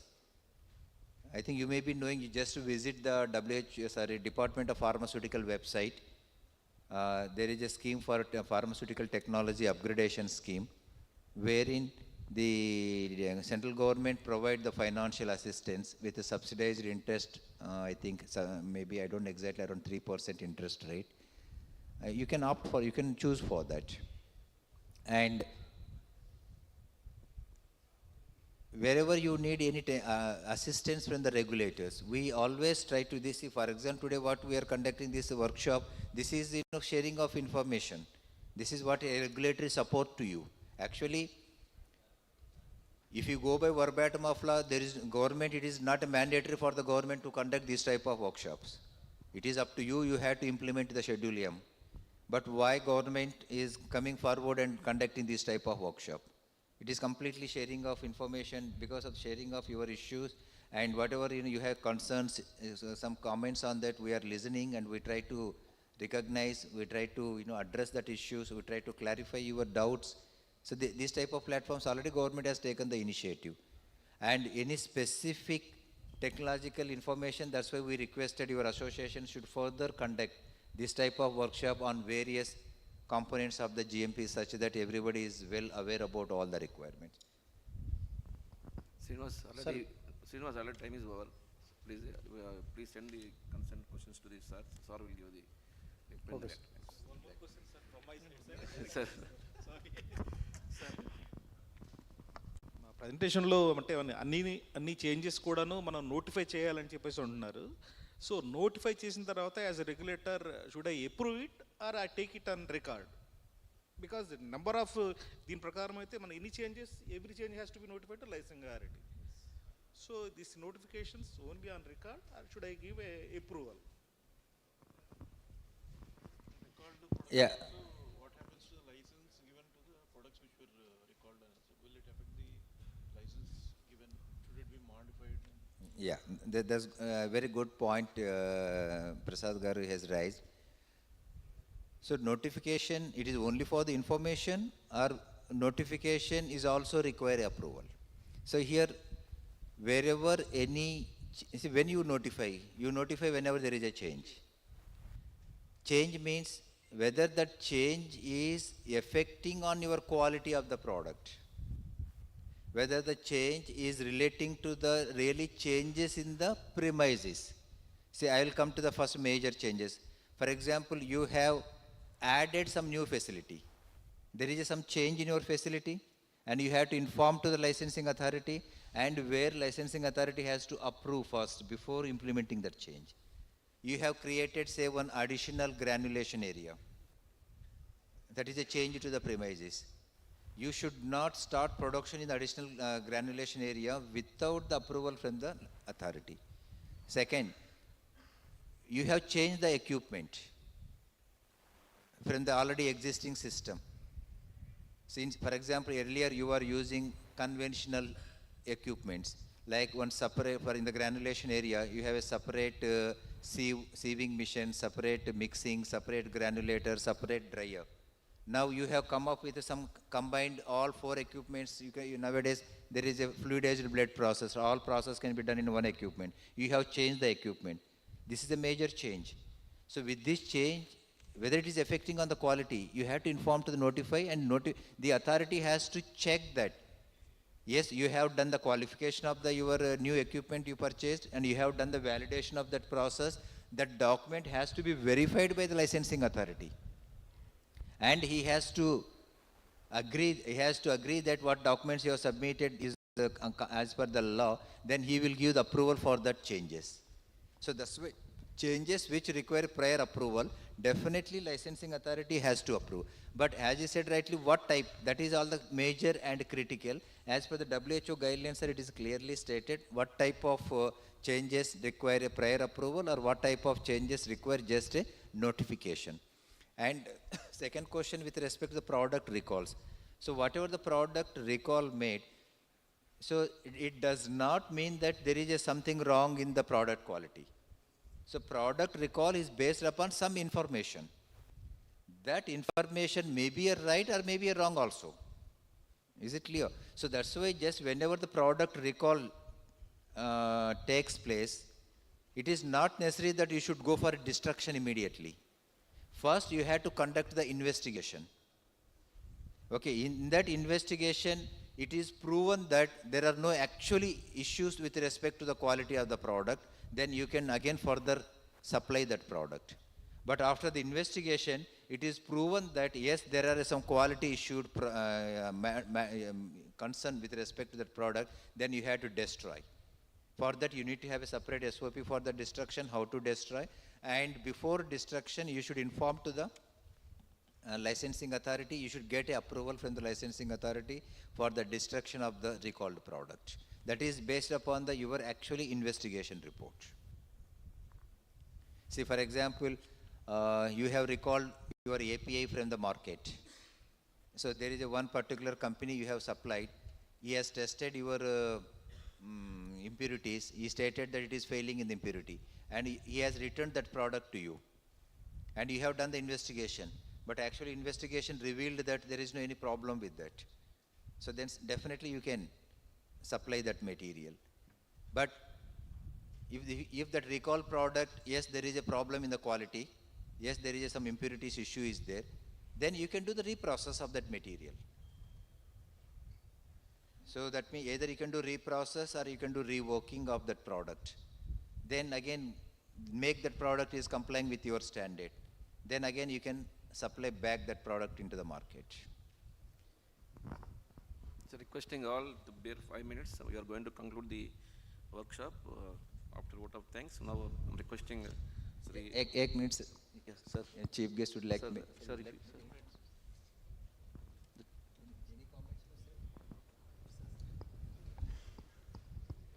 So now I'm requesting Sri Suryadev Apparao, Sir, Vice President from Pharmagel, to propose the vote of thanks.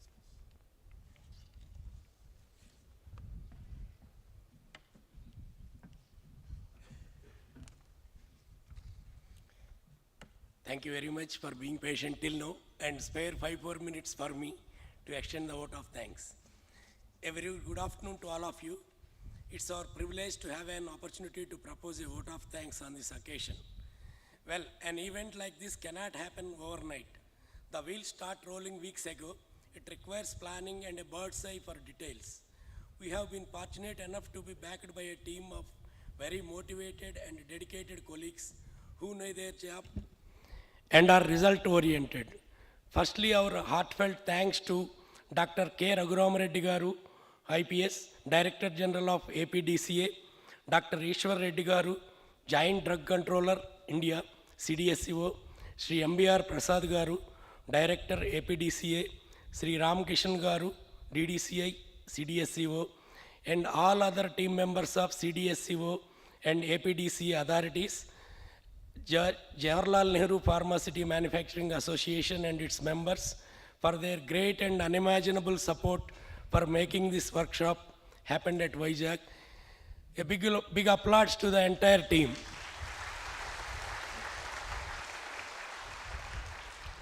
I'd like to express our sincere gratitude to everyone who contributed to the success of this workshop. Your dedication and valuable insights have made this event truly enriching for all participants. Thank you for your active participation and commitment to advancing our collective knowledge in the field. Special thanks to our knowledgeable speakers, especially Dr. Ishwar Reddy Garu, for your detailed presentation, which is in a simple language and easily understandable by a non-technical person also like me. Thank you very much, sir. And to the keynote speakers, Dr. Raghuram Reddy Garu, Dr. Ramkishan Garu, and Subbarao Garu, thank you very much for your valuable messages to all of us on this occasion. Appreciation also goes to the organizing team for their meticulous planning. Let's carry the momentum from this workshop into future collaborations and innovations in the pharmaceutical sector by adopting the new Schedule M guidelines in an effective manner. A big shout out to our sponsors whose support made this event possible, right from CDSCO, APDCA authorities, Laras Labs, Arabindo, Dr. Reddy's, Hetero, and Drivis Labs. Thank you all of you for making this workshop a resounding success. Big applause to all the sponsors and supporters. We are extending our heartfelt appreciation to the event management and this venue staff for their seamless support. A round of applause for the behind the scene team handling logistics and technical asset. As we conclude this workshop, may the shared insights inspire ongoing advancements in CGMP practices. Thank you all for your vital roles in making this event impactful. Special appreciation to our coordinators, especially to Vijay Kumar Garu and his team, to Srinivas Garu and all the DIs and entire team of CDSCO and APDCA, who dedicated their time and effort to ensure a smooth flow of the activities. Your enthusiasm added an extra layer of positivity to this workshop. Thank you for being the driving force behind the success of this event. Gratitude to the participants for creating a vibrant atmosphere of knowledge exchange. Let's build on the connections made here and look forward to future endeavors together. Thank you for contributing to the success of this workshop. A round of thanks to the participants for their active engagement through WebLink, spreading the knowledge beyond the workshop walls. Gratitude also to the media partners for amplifying the impact of our discussions. Let's keep the momentum alive, fostering continuous learning in the dynamic field of pharmaceutical sector. Thank you for contributing to the broader reach and significance of this workshop. Finally, a big thanks to the whole crew of this workshop for giving this opportunity to me. And once again, sincere thanks to all the officials of APDC and CDSCO. We will extend our thanks once more with a big applause. Thank you again. Sir, one small request, sir. We are going to present memo to the sponsors of this today's workshop on the hands from our chief guest, Dr. Sri K. Raghuram Reddy, sir, IPS. Requesting members from the representatives, Lawrence, Narsimha Garu,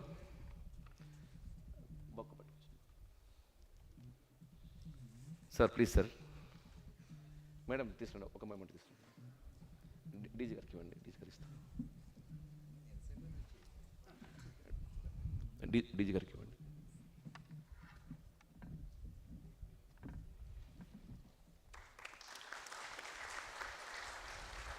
Now requesting Devi, sir.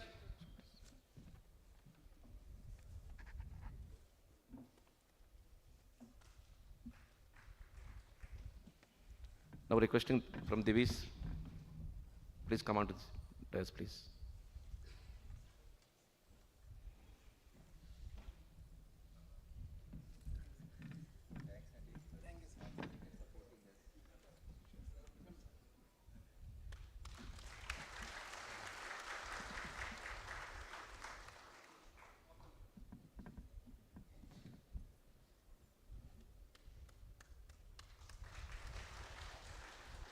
Now requesting from Arabindo, please.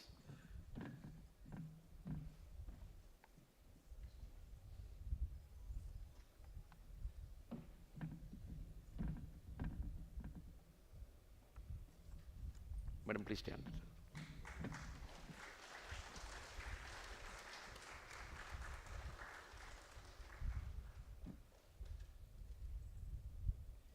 Requesting from the Dr. Reddy's, please. Member from the Dr. Reddy Labs.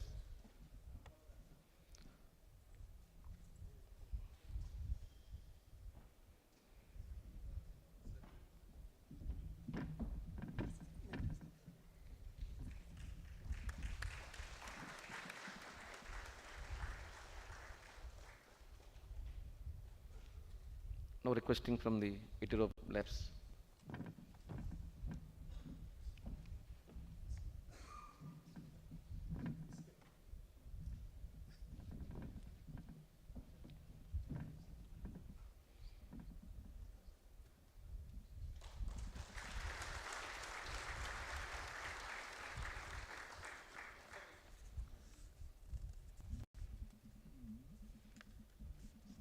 Thank you, sir.